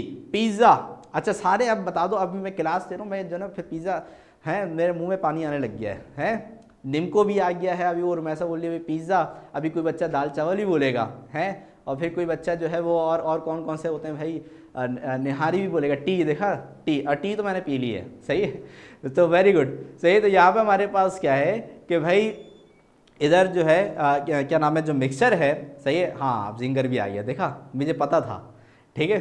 तो यहाँ पे हमारे पास जो है सही, जब भी आप किसी भी सब्सटेंस को आपस में इस तरीके से मिक्स करो कि उसके दरमियान किसी भी किस्म का कोई भी केमिकल बॉन्डिंग ना हो, सिर्फ वो फिजिकली मिक्स हो, सही, इससे उनकी प्रॉपर्टीज पे भी कोई फर्क नहीं पड़ेगा, सही। अच्छा अब बस बंद कर दो सही है, अब हंस, मुझे भूख लग जाएगी, सही है, अभी क्लास रहती है, ठीक है, ठीक है, सही है ना, ठीक है, बस उमर बस बिरयानी पे रुक जाना उमर, इससे आगे नहीं बढ़ना, ठीक है। तो अब यहाँ पे हमारे पास क्या है कि तो उसको हम क्या कहेंगे, उसको हम मिक्सर कहेंगे, सही है, सही है। अच्छा, the components substance retain their chemical properties, सही है। तो इसके अंदर मेजर चीज क्या होती है कि जो सब्सटेंस हमने आपस में कंबाइन किए हैं, सही, उसकी केमिकल प्रॉपर्टीज क्या रहती है हमारे पास, रिटेन रहती है। रिटेन का मतलब क्या होता है कि तब्दील नहीं होती, सही, रिटेन देयर प्रॉपर्टीज, यानी कि सही, सही, बस रुक जाओ बेटे, रुक जाओ, सही, ठीक है, सही। तो यहाँ पे हमारे पास क्या है कि भाई उसकी जो केमिकल प्रॉपर्टीज है वो क्या रहती है भाई, रिटेन रहती है, वो केमिकल प्रॉपर्टीज तब्दील नहीं होती, सही है। तो क्लियर हुई बात यहाँ पे। तो कंपाउंड और मिक्सचर में सबसे मेजर जो हमारे पास डिफरेंस है वो क्या है, वो ये है कि कंपाउंड्स के अंदर जो एटम्स हैं वो आपस में केमिकली बॉन्डेड होते हैं, सही, और एक न्यू सब्सटेंस फॉर्म करते हैं, सही, जिसकी प्रॉपर्टीज जो है वो क्या होती हैं, डिफरेंट होती हैं, सही। और जो मिक्सचर है उसके अंदर जो सब्सटेंस या फिर एलिमेंट्स हैं, सही, वो आपस में सिर्फ फिजिकली मिक्स्ड होते हैं, सही, जिसकी वजह से उनकी केमिकल प्रॉपर्टीज पे कोई भी फर्क नहीं पड़ता, सही। क्लियर हो गई बात यहाँ पे, सही। अच्छा, एक एग्जाम्पल तो यहाँ पे मैंने जो है वो निम्को की दे दी है, सही, और बहुत सारी एग्जाम्पल आप लोगों ने भी दे दी हैं, ठीक है। अच्छा हाँ, ये वाला एक पॉइंट भी मैं क्लियर कर दूं, सही है, कि भाई मिक्सचर्स जो होते हैं ना, मिक्सचर्स, इसको हम सेपरेट कर सकते हैं बाय फिजिकल मेथड। बहुत सारे फिजिकल मेथड्स हैं, जैसे कि फिल्टरेशन, सही है। अब जैसे फॉर सपोज पानी है, पानी में आपने जो है वो सैंड डाल दी, मिट्टी डाल दी, उसको मिक्स कर दिया, तो मिट्टी तो पानी में नहीं घुलेगी, लेकिन उसको हम सेपरेट कर सकते, तो वो एक मिक्सचर कहलाया ना, सही है, क्योंकि इससे ना तो पानी की प्रॉपर्टी पे कोई फर्क पड़ा, ना ही सैंड की प्रॉपर्टी पे कोई फर्क पड़ा, सही। लेकिन हम क्या करेंगे, जब फिल्टर पेपर लगा के उसको फिल्टर कराएंगे, सही, तो क्या होगा कि जो सैंड है वो क्या नाम है, फिल्ट्रेट के सूरत में अलग हो जाएगी, सही, और जो पानी है वो अलग हो जाएगा, ठीक है। तो यहाँ पे हम जो मिक्सचर्स होते हैं उसको कुछ फिजिकल मेथड्स के जरिए जो है वो सेपरेट कर सकते हैं, सही है। हाँ, दाल चावल को नहीं कर सकते, नहीं करने बैठे तो कर सकते हैं, देखो हम जो है ना केमिस्ट, सही है, मैं हूँ केमिकल इंजीनियर, अगर आप मुझे बोलेंगे कि दाल चावल को अलग नहीं कर सकते, मैं दाल चावल को भी अलग कर सकता हूँ, सही है, ठीक है। तो उसके लिए मैं कुछ बनाऊंगा, सर अरसलान मेथड, ठीक है, सर अरसलान मेथड ऑफ सेपरेटिंग दाल चावल, ठीक है, ठीक है। अच्छा, फिर इसी तरीके से एवोपरेशन हो गया, सही है, एवोपरेशन के जरिए भी हम चीज़ों को सेपरेट कर सकते हैं। जैसे कि अभी कुछ बच्चों ने क्या कहा कि भाई सॉल्ट को अगर हम पानी में क्या कर दें, मिक्स कर दें, तो उसको कैसे सेपरेट करेंगे, तो भाई उसका बड़ा सिंपल सा तरीका है, आप उसको क्या करें, किसी भी क्या नाम है कंटेनर के अंदर आप उसको भर के आप क्या करते हैं, या तो हाँ बॉयल कर लें, सही, या फिर आप अपनी छत पे रख के आ जाए एक दिन के लिए, सही है। तो वो क्या होगा कि जब उस पर धूप की तपिश पड़ेगी तो पानी क्या होता रहेगा, एवोपरेट होता रहेगा, होता रहेगा, होता रहेगा, पानी सारा क्या हो जाएगा, एवोपरेट हो जाएगा। और आप नीचे देखेंगे कि कुछ आपको वाइट वाइट से पार्टिकल्स देखने को मिलेंगे, प्रेसिपिटेट्स देखने को मिलेंगे, तो वो हमारे पास क्या होंगे, बेसिकली सॉल्ट होगा। तो इस तरीके से हम पानी को और सॉल्ट को जो है वो सेपरेट आउट कर सकते हैं। सही, सेम एज डिस्टिलेशन। लेकिन डिस्टिलेशन के अंदर क्या होता है कि हम कुछ क्लोज कंटेनर्स के अंदर जो है वो उसको हीट करते हैं, जेंटली हीट करते हैं, ताकि पानी जो है वो एवोपरेट होता रहे, होता रहे, होता रहे। सही, और जो है वहाँ पे हमारे पास जो नीचे क्या नाम है, सॉल्ट वगैरह जो भी उसके कंपोनेंट्स हैं वो हमारे पास क्या हो जाए, सेपरेट आउट हो जाए। ठीक है भाई, तो क्लियर हो गई बात यहाँ पे। सही, तो कंपाउंड और मिक्सचर का जो फर्क है, सही, क्या आप लोगों को ये बात समझ में आ गई है? सही है, तो अगर कोई भी क्वेश्चन है जल्दी से 2 मिनट दे रहा हूँ, पूछ लें, ताकि हम फिर नेक्स्ट जो टॉपिक है उसकी तरफ मूव करेंगे। ठीक है, जिन बच्चों को समझ में आ गया उन्होंने तो ओके लिख दिया है, और जिन बच्चों को नहीं आया है उन्होंने नहीं लिखा है, वो लिख दें भाई जल्दी से।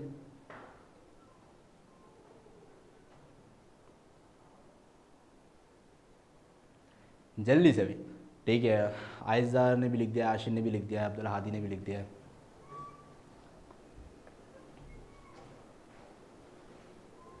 उमर ने भी लिख दिया भाई।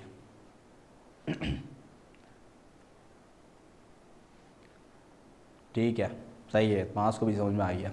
सही, तो अब हम जो है वो मूव करते हैं रुमैसा। सही है रुमैसा, ठीक है, ओके।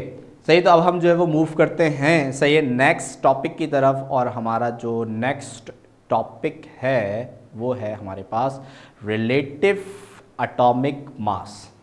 सही है, रिलेटिव एटॉमिक मास जो है क्या होता है, ठीक है, रिलेटिव एटॉमिक मास क्या होता है और इसको हम किस तरीके से जो है क्या नाम है, डिफाइन कर सकते हैं। ठीक है,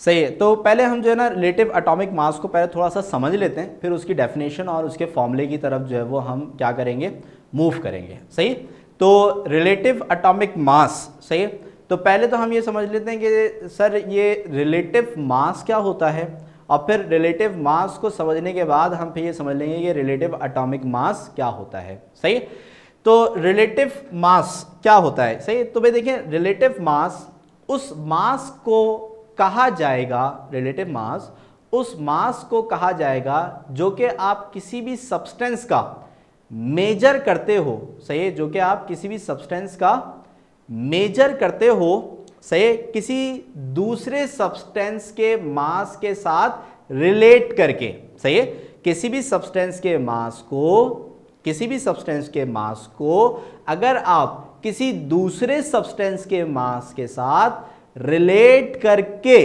मेजर करते हो, सही, तो ये क्या कहलाता है हमारे पास, रिलेटिव मास कहलाता है। ठीक है, तो पहले जो हमने टर्म क्लियर करनी है, सही है, वो टर्म हमारे पास क्या होगी, वो टर्म होगी हमारे पास रिलेटिव मास।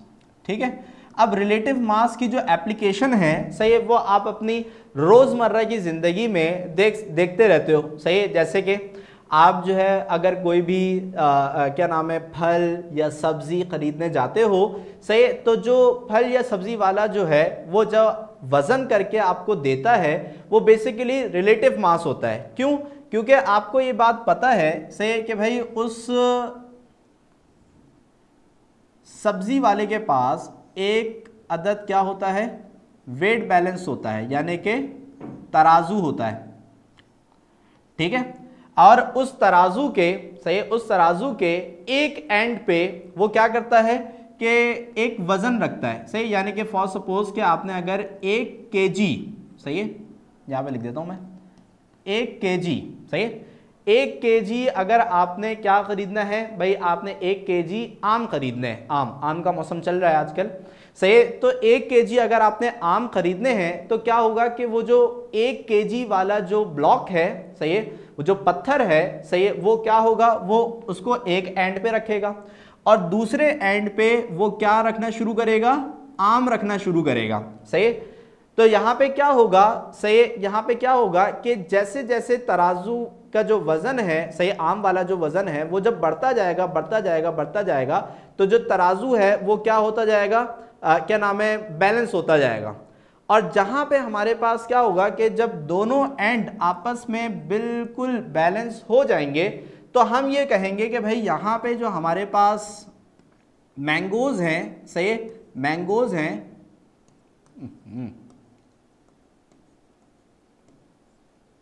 सही, इसका वजन हमारे पास कितना है 1 kg। अब इन मैंगोज का जो वजन है सही वो 1 kg है। ये हमें कैसे पता चला?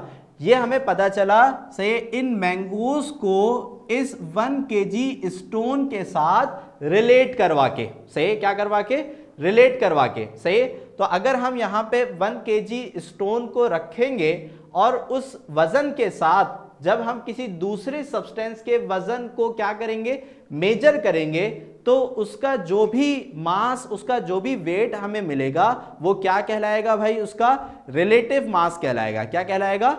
रिलेटिव मास कहलाएगा, सही है। तो यहां पे जो मैंगोज का आपको जो 1 kg का वजन मिला है, सही, ये हमारे पास क्या कहलाएगा, रिलेटिव मास कहलाएगा, सही है, रिलेटिव मास। ओके भाई, ये वाली बात क्लियर हो गई कि रिलेटिव मास क्या होता है। रिलेटिव मास का मतलब, सही, रिलेटिव मास का मतलब, सही, के क्या नाम है, किसी भी सब्सटेंस के मास या उसके वजन को आप किसी दूसरे सब्सटेंस के मास के साथ रिलेट करके हासिल करो। ठीक है भाई, क्लियर हो गई बात यहाँ पे, सही। तो इसका मतलब ये है कि भाई यहाँ पे जो मैंगो का जो हमें वजन मिला है वो है 1 kg, सही, क्या नाम है, जो कि एक रिलेटिव मास कहलाएगा, सही। और यहाँ पे हमारे पास इसके लिए हमने यहाँ पे वो जो पत्थर, वो जो स्टोन हमने यूज किया था, सही, उसको हमने एज अ स्टैंडर्ड के फॉर्म में यूज किया था, सही, उसको हमने स्टैंडर्ड बनाया था, सही। तो यहाँ पे हमारे पास वो जो पत्थर था 1 kg का, वो एक स्टैंडर्ड के तौर पे हमने यूज किया था और उसके जरिए हमने किसी दूसरे सब्सटेंस का मास मालूम किया और वो मास क्या कहलाया, रिलेटिव मास कहलाया। ये वाली बात क्लियर हो गई आपके, है भाई? इसमें किसी को कोई मसला, सही, इसमें किसी को कोई मसला? रिलेटिव मास क्या होता है, ये वाली बात समझ में आ गई? ठीक है, ओके। फातिमा की नहीं आई, फातिमा की समझ में नहीं आई, फातिमा को बता दूं, सही, बाकी सबको आ गई है, बाकी सबके यस के आ रहे हैं मैसेज। ठीक है, तो फातिमा वापस से मैं आपको बता रहा हूं कि अगर किसी भी सब्सटेंस के मास को, जैसे कि हमने यहाँ पे मैंगोज के वजन को मेजर किया किसी दूसरे सब्सटेंस के मास से कंपेयर करा के, किसी दूसरे सब्सटेंस के मास से कंपेयर या रिलेट करवा के, से तो वो जो मास हमें मैंगो का मिला है वो क्या कहलाएगा, रिलेटिव मास कहलाएगा, सही, क्योंकि हमने उसको कैसे हासिल किया है, किसी दूसरे सब्सटेंस के मास के साथ रिलेट करके। ये वाली बात क्लियर हो गई ना आपके? अब क्लियर हो गई बेटा? सही है, फातिमा की अब क्लियर हो गई है, वेरी गुड, सही है। तो अब हम ये समझते हैं कि सर अब ये तो आपने एक नॉर्मल सी एक एग्जाम्पल दी है, सही है। तो इससे क्या नाम है, अगर हम किसी एटम का मास निकालना चाहें तो हम वो कैसे, वो उसके लिए भी हम क्या ये तराजू यूज़ करेंगे। तो भाई अब हमें ये बात पता है कि भाई जो एटम होता है ना, एटम, सही, उसका जो मास है वो बहुत ही कम होता है, सही। एटम का जो मास है वो क्या होता है भाई, एटम तो इतने छोटे होते हैं कि जिनको हम अपनी आंखों से देख भी नहीं सकते, वो इतने छोटे होते हैं, सही। तो क्या हम उसके मास को, सही, क्या ये 1 kg वाला जो स्टोन है इसके जरिए क्या उसको हम कंपेयर करा के हासिल कर सकते हैं? नहीं कर सकते, सही है हैदर बाबू, सही। तो उसको हम जो है वो हासिल नहीं कर सकते। तो इसके लिए हम क्या करेंगे कि हम अपने स्टैंडर्ड को तब्दील कर देंगे, सही है। तो यहाँ पे हमारे पास क्या है, मैंगोज तो बड़े बड़े होते हैं, सही है, तो उसके लिए वो स्टोन एक स्टैंडर्ड के तौर पे ठीक था, सही है। लेकिन अब अगर हम एटम का मास मालूम करेंगे ना, तो एटम के मास के लिए हमें क्या करना होगा कि अपना जो स्टैंडर्ड है, सही, उसको बहुत छोटा लेना होगा, सही है, उसको बहुत छोटा लेना होगा ताकि उसके साथ कंपेयर करा के हम दूसरे एटम के मास को हासिल कर सकें। क्लियर हो गई बात यहाँ पे? तो अब हम यहाँ पे क्या करेंगे कि अगर हमें एटम का रिलेटिव मास निकालना है, सही, तो हम यहाँ पे अब जो है ये हमारे पास आ गया फॉर सपोज एक वेट बैलेंस,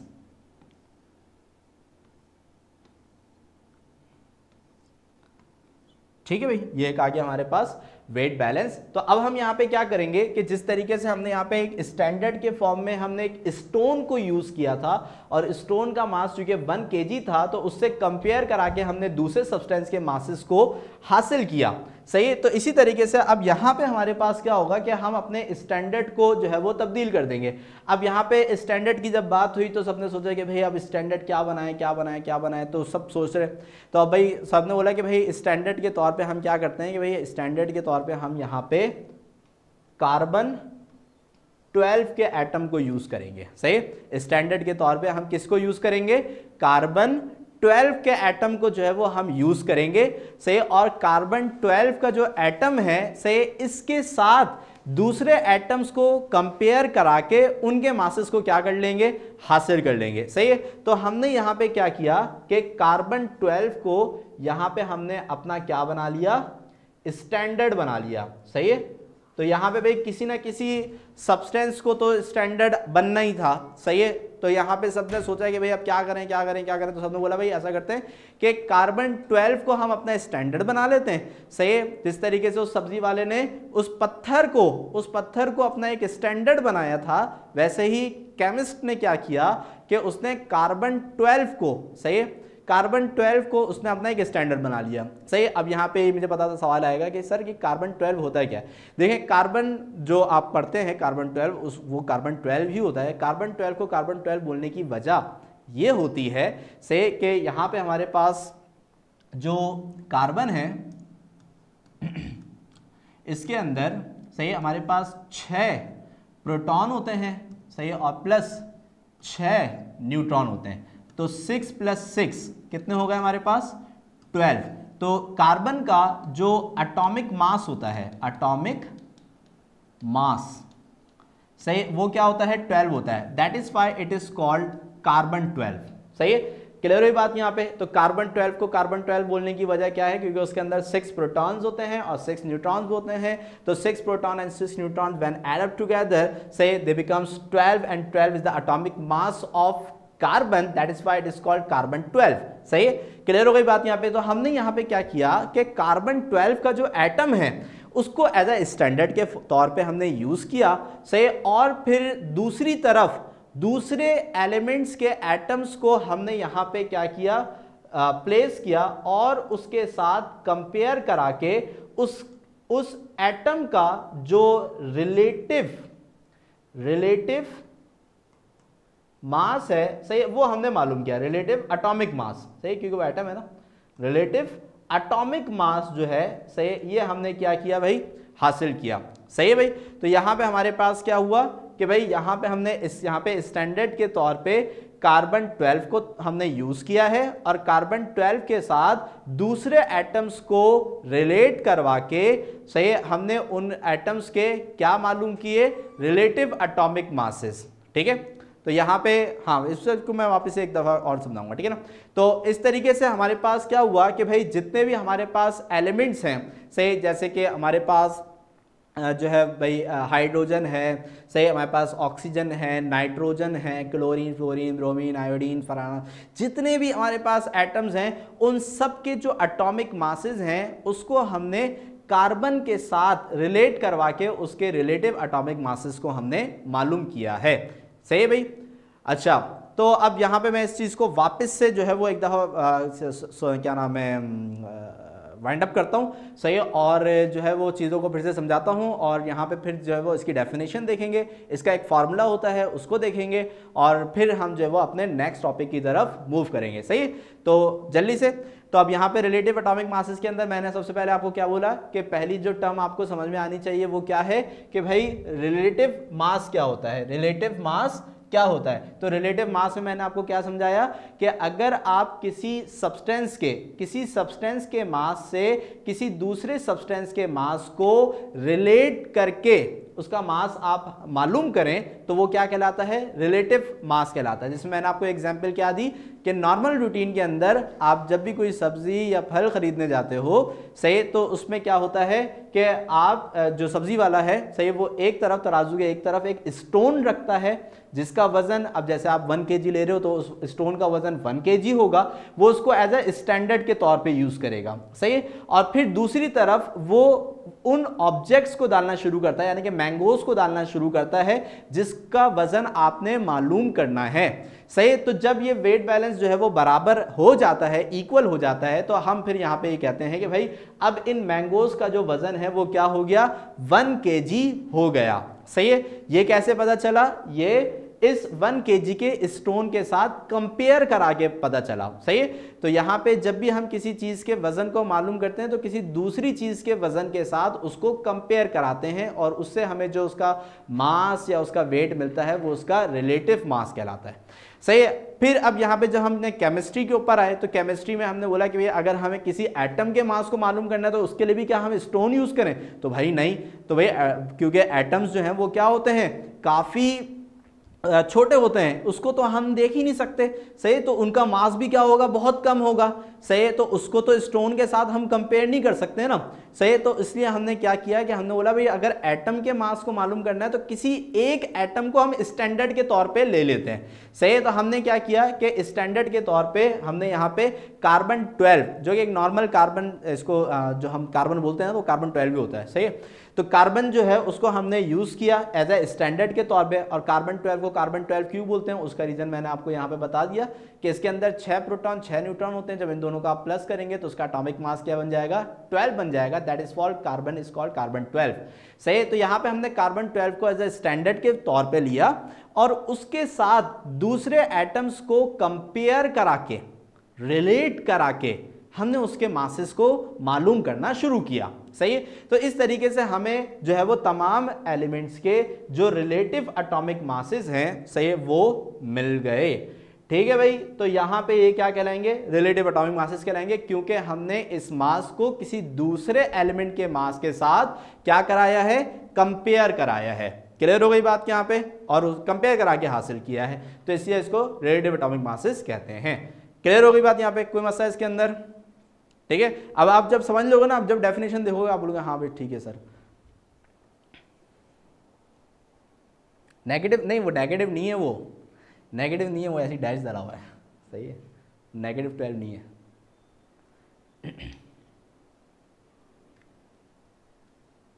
ठीक है, सही है। अब इसकी डेफिनेशन और फॉर्मूला देख लेते हैं इसका, और फिर इसके बाद जो है वो हम फिर नेक्स्ट टॉपिक की तरफ मूव करते हैं, सही है।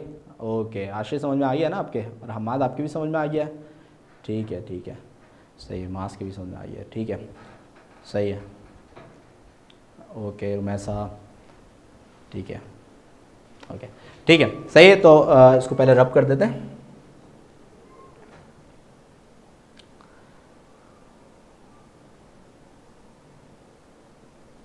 Okay. So the relative atomic mass of an atom is the average mass of naturally occurring isotope compared carbon 12, सही है। यानी कि रिलेटिव एटॉमिक मास किसी भी एटम का, रिलेटिव एटॉमिक मास किसी भी एटम का, किसी भी एटम के उस मास को कहा जाता है, सही, जो कि कार्बन 12, सही, कार्बन 12 के साथ कंपेयर करा के हासिल किया गया हो, सही है। तो रिलेटिव एटॉमिक मास, सही है, रिलेटिव एटॉमिक मास किसी भी एटम के उस मास को कहा जाता है, सही, जो कि हासिल किया गया हो किसके साथ कंपेयर करा के, कार्बन 12 के साथ कंपेयर करा के हासिल किया गया हो, सही। हाँ, यहाँ पे वर्ड हम आइसोटोप यूज करते हैं क्योंकि आपको पता है कि हर एलिमेंट्स के कुछ हम बोलते हैं इसको जुड़वा एलिमेंट्स भी होते हैं, सही है ना। तो यहाँ पे हम जो है वो उनके लिए आइसोटोप्स का लफ्ज भी जो है वो यूज कर सकते हैं, एलिमेंट्स के लिए आइसोटोप्स का लफ्ज यूज किया है, ठीक है ना। तो यहाँ पे हमारे पास जो है वो इसको फिर आइसोटोप कहा गया, ठीक है। तो अच्छा, अब जो है क्या नाम है इसका फार्मूला, सही है। अब फार्मूला अगर किसी भी हमें सब्सटेंस के रिलेटिव एटॉमिक मासेस मालूम करने हैं तो उसका फार्मूला क्या है, सही है। वैसे तो इसके मैं आपको बता दूं कि न्यूमेरिकल नहीं आते, सही है, लेकिन फिर भी इसका फार्मूला याद रखिएगा। वैसे तो टॉपिक में भी लिखना होगा, सही है, और दूसरा ये है कि पता होना चाहिए, कॉन्सेप्ट होना चाहिए, सही है। और ये कि MCQ में भी आ सकता है, ठीक है ना।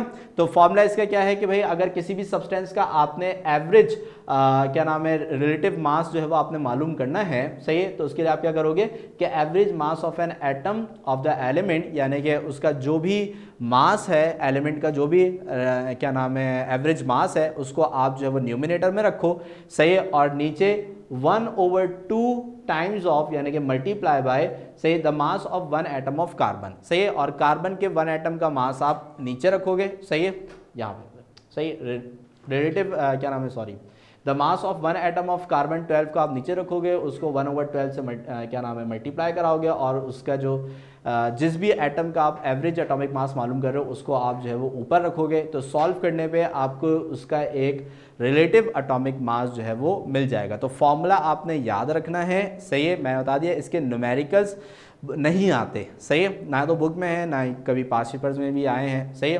तो लेकिन ये कि फॉर्मूला फिर भी पता होना चाहिए आपको, सही है।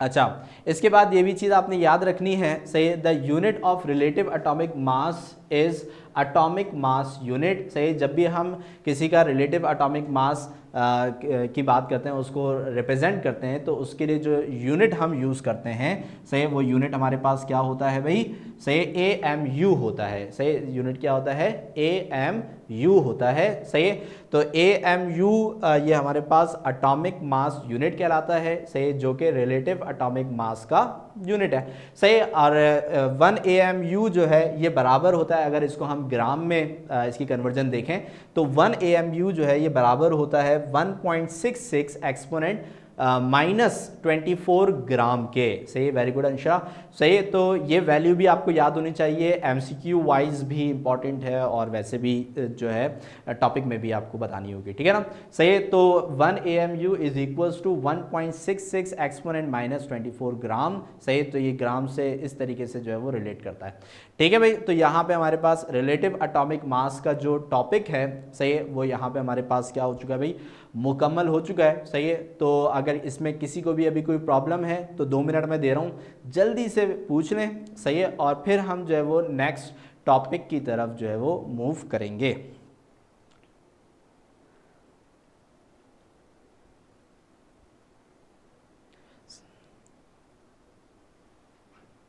सही है। अच्छा, ये जो मैंने देख शायद उमर ने सवाल पूछा है एटॉमिक मास और मास नंबर का डिफरेंस, ये बेटा टॉपिक है हमारा जो भी नेक्स्ट आने वाली क्लासेस है ना, शायद नेक्स्ट क्लास में होगा, हम एटॉमिक मास और एटॉमिक नंबर को डिस्कस करेंगे, और उसके न्यूमेरिकल्स भी हैं, उसको भी हम पढ़ेंगे। मास तारीख ऊपर चले गया।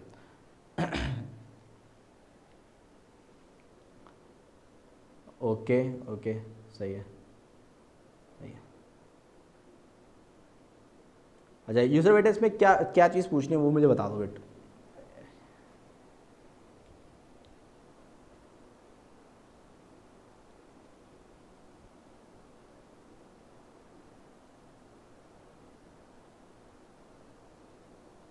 हाँ, आपको जो समझ में नहीं आया ना वो चीज़ बता दो बस।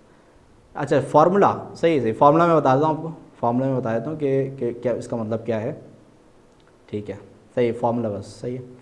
देखिए फार्मूला बड़ा सिंपल सा है, बहुत सिंपल सा है, कि अगर आपको किसी भी सब्सटेंस का रिलेटिव AR मतलब रिलेटिव एटॉमिक मास अगर आपको मालूम करना है, सही, तो उसका जो भी एवरेज मास है, जो भी सब्सटेंस आप यूज़ करो, नाइट्रोजन है, ऑक्सीजन है, कोई भी सब्सटेंस है, सही, तो उसका जो भी एवरेज मास होगा उसको आप न्यूमिनेटर में रखोगे, सही, और डिनोमिनेटर में आपने जो है 1/12 multiply by mass of one atom of carbon, सही, यानी कि कार्बन के एक एटम के मास को आपने जो है वो नीचे डिनोमिनेटर में रखना है, सही। तो यहाँ पे हमारे पास जो है, सही, यहाँ पे हमारे पास जो है आपको क्या नाम है उस सब्सटेंस का जो रिलेटिव एटॉमिक मास है मिल जाएगा, सही। सिर्फ 2 चीज़ें आपने करनी होंगी, सिर्फ जो भी सब्सटेंस है उसके मास को आप न्यूमिनेटर में रखो, और जो भी आपका कार्बन का जो भी मास है उसको आप डिनोमिनेटर में रखो, उसको 1/12 से मल्टीप्लाई कराओ और डिवाइड करा दो average mass of that element, तो आपको वहाँ पर उसका रिलेटिव एटॉमिक मास मिल जाएगा, ठीक है बेटा, ओके।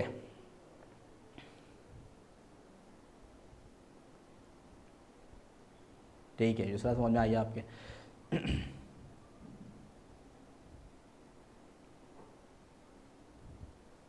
सही, ओके। तो अब ये है कि हमारा जो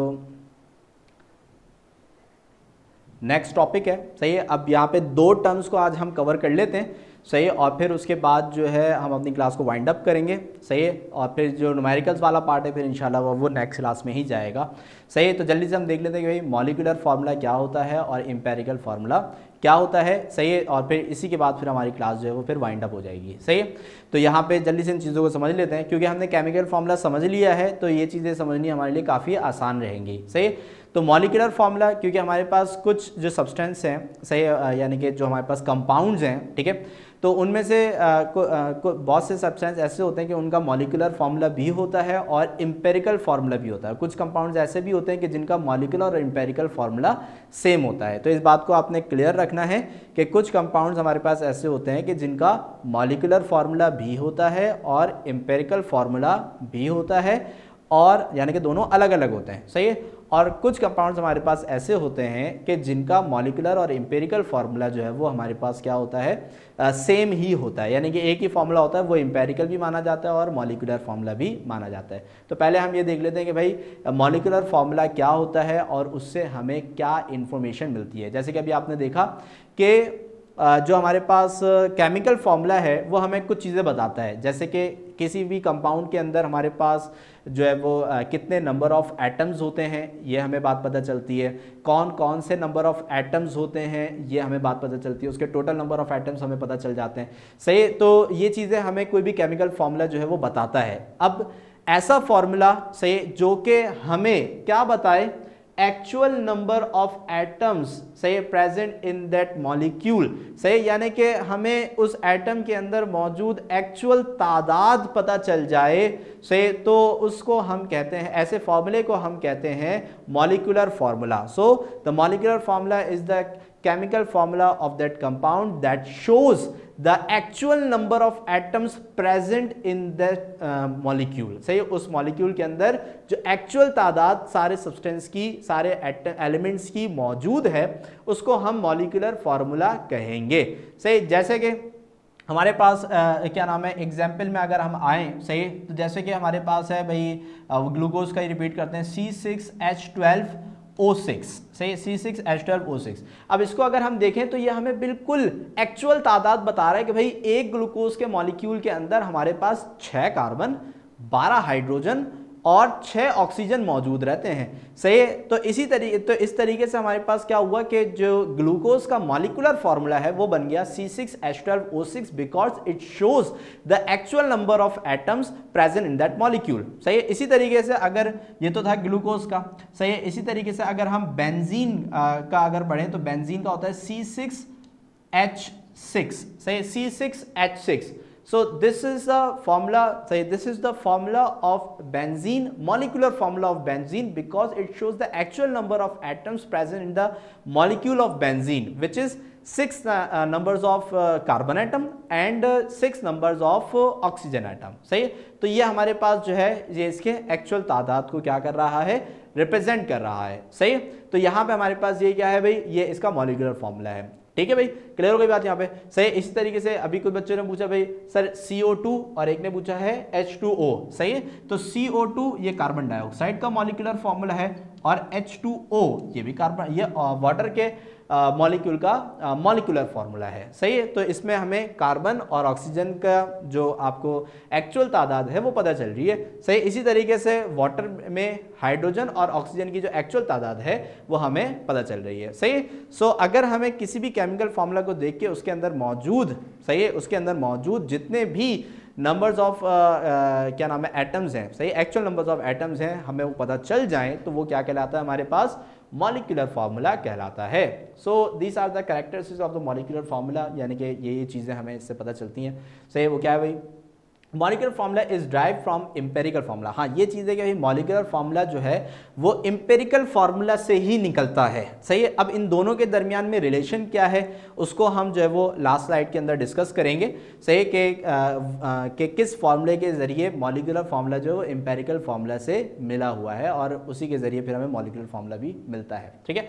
अच्छा, फिर इसके बाद molecular formula mass calculated by adding atomic weight of it's atoms. सही है, अब मॉलिक्यूलर फॉर्मूला मास वैसे तो हमें आज कैलकुलेट भी करना था, सही है, आज हम कर नहीं पाए, लेकिन ये कि उसको हम नेक्स्ट क्लास में करेंगे। तो उसके अंदर क्या हमने पढ़ा है, मॉलिक्यूलर फॉर्मूला मास जो है वो किस तरीके से कैलकुलेट किया जाता है, bye adding atomic weight of its atom, यानी कि भाई इसके अंदर जितने भी कार्बन के एटम्स हैं, जितने भी हाइड्रोजन के एटम्स हैं और जितने भी ऑक्सीजन के एटम्स हैं, अगर हम इन तमाम एटम्स के एटॉमिक मासेस को प्लस कर दें, 6 कार्बन 12 हाइड्रोजन और 6 ऑक्सीजन के एटॉमिक मासेस को अगर हम प्लस कर दें सही, तो फिर हमें यहाँ पे जो ग्लूकोज है उसका मॉलिक्यूलर फार्मूला मास मिल जाएगा, मॉलिक्यूलर फार्मूला मास मिल जाएगा। सही है, so molecular formula mass is calculated by adding atomic weight of its atomic weights of its atom. तो उसके अंदर जितने भी एटम्स हैं उनके एटॉमिक मासेस को प्लस करा के हमें उसका मॉलिक्यूलर जो मास है वो मिल जाता है। ठीक है,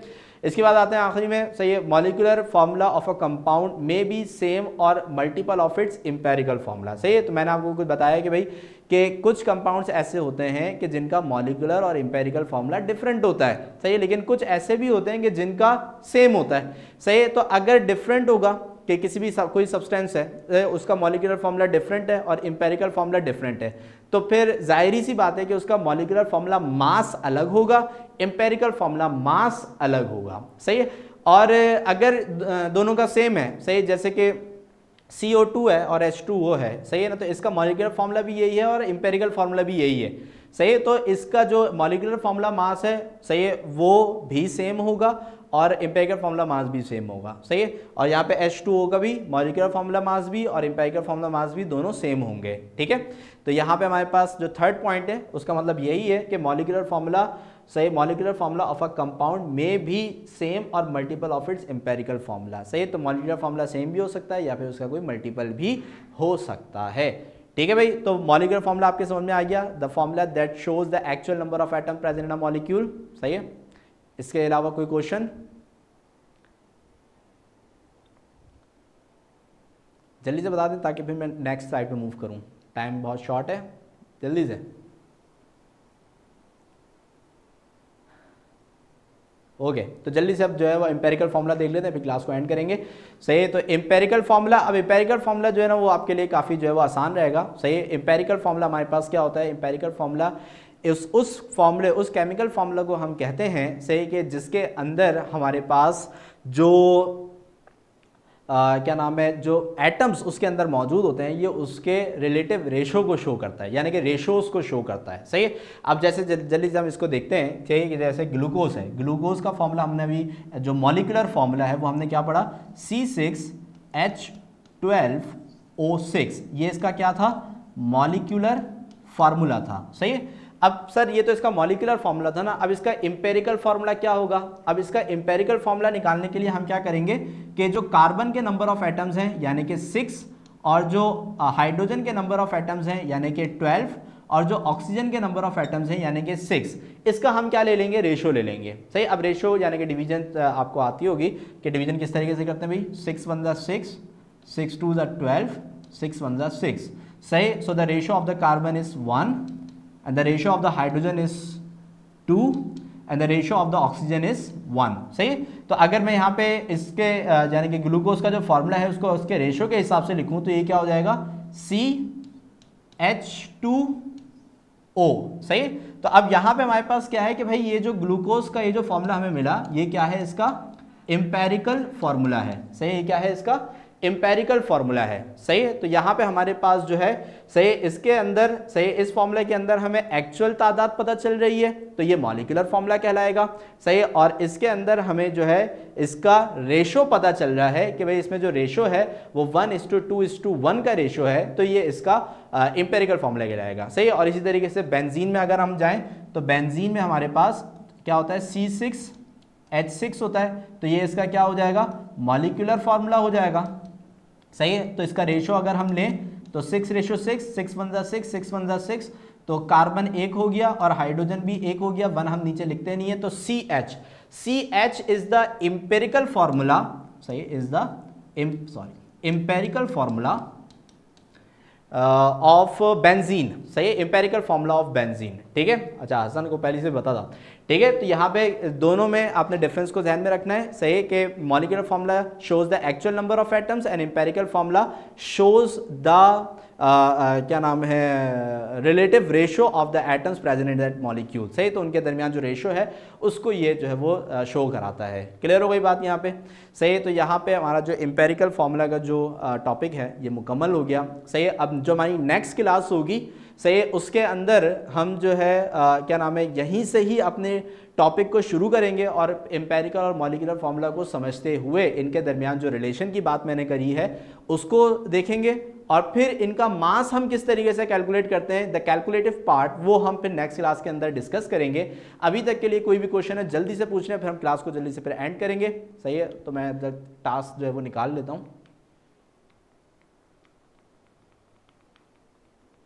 ये वो टॉपिक्स हैं जो आज हमने डिस्कस करने थे लेकिन अभी नहीं करें हमने, तो उसको इंशाल्लाह नेक्स्ट क्लास के अंदर हम करेंगे, ठीक है। तो टास्क पे हम देखते हैं जो जो चीज़ें हमने करनी है इस वीक में, सही है, उस पर हम देख लेते हैं भाई कि आज हमने जो है वो केमिकल फार्मूला अल्हम्दुलिल्लाह कंप्लीट कर लिया है, सही। कंपाउंड और मिक्सचर को हमने समझ लिया है, सही। और इसके अलावा हमने मॉलिक्यूलर मास और एम्पेरिकल फार्मूला, मास में सिर्फ मॉलिक्यूलर मास और मॉलिक्यूलर फार्मूला और एम्पेरिकल फार्मूला को समझा है। अभी मास हमने कैलकुलेट करना नहीं सीखा, तो जहाँ तक हमने सिर्फ डेफिनेशन तक समझा हुआ है ना, तो वहीं तक आपने करना है, सही। और इसके अलावा सही है, जो MCQs की प्रैक्टिस है, लाजमी सी बात है, वो भी आपने करनी है। और उसका तो मुझे आपका रिजल्ट भी दिखता है, जिस तरीके से आप आंसर बताते हो, बहुत अच्छी बात है, वेरी गुड, सही है। और कोई क्वेश्चन जल्दी से पूछ रहे हैं, फिर हम क्लास को जल्दी से वाइंड अप कर रहे हैं, सही है। जल्दी से 1 मिनट में आपको दे रहा हूँ, और जिसको समझ में आ गया वो लिख दे भाई ओके, और बता भी दे आज की क्लास आपको कैसी लगी, सही है। और जो है वो मज़ा आया आपको क्लास में, सही है, ओके, ओ हो जज्बाती हो गया ये, सही है।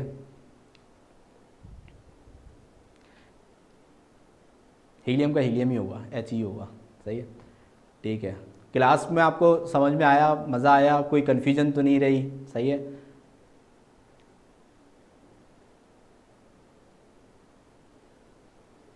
हीलियम का एम्पेरिकल फॉर्मूला He ही होगा। थैंक यू, वेरी गुड इंशाल्लाह। भाई इस तरीके से आप भी मेहनत करती रहें तो इंशाल्लाह फिर आपका रिज़ल्ट भी बहुत अच्छा आएगा। Thank you Ayza, Umar, thank you, सही है। तो इंशाल्लाह फिर आपसे नेक्स्ट क्लास में मुलाकात होगी, सही है। अच्छा, एक बात, बड़ी इंपॉर्टेंट बात मैं आपसे, सही, थैंक यू मास, सही है। बड़ी इंपॉर्टेंट बात मैं आपको बता दूं कि भाई देखें, कोई भी अच्छी चीज़ होती है, सही है, तो उसको हमें ये चाहिए कि हम उसको आगे बढ़ाएं, सही है। तो उसके लिए ज़रूरी ये होता है कि आपने जैसे देखा भी, आपने क्लास दी, आपको बहुत अच्छा समझ में आया, कुछ बच्चे 3 हफ्तों से क्लासें ले रहे हैं, कुछ बच्चे 2 हफ्तों से ले रहे हैं, कुछ की आज पहली क्लास थी। तो अगर आपको इससे कोई भी बेनिफिट होता है ना, तो इसको आप दूसरे बच्चों को भी बताएं, सही है, आपके फ्रेंड्स हैं, आपके कज़न्स हैं, सही, ताकि वो भी इससे जो है वो बेनिफिट्स हासिल करें, सही। इससे क्या होता है कि अल्लाह ताला फिर आपको भी रिवॉर्ड्स देता है बहुत अच्छे अच्छे, ठीक है, आपका भी रिजल्ट अच्छा आएगा और सब चीज़ें, ठीक है। तो इसको आपने जहन में रखना है कि जब आप नेक्स्ट क्लास में आए तो अपना कोई भी एक दोस्त, एक कज़न, उसके साथ आप इस बात को शेयर करें, और फिर जो है वो आप उसको इन क्या नाम है, ऑनलाइन क्लासेस में अपने साथ शामिल करें, ठीक है बेटा, सही है। तो हमें एक टास्क रखा करें कि भाई एक बच्चा, सही है, यानी कि एक कोई भी कज़न हो गया, दोस्त हो गया, तो उसको मैं अपने साथ इंडल्ज कर लूँ, ठीक है बेटा, सही है। ओके, अल्लाह हाफिज़।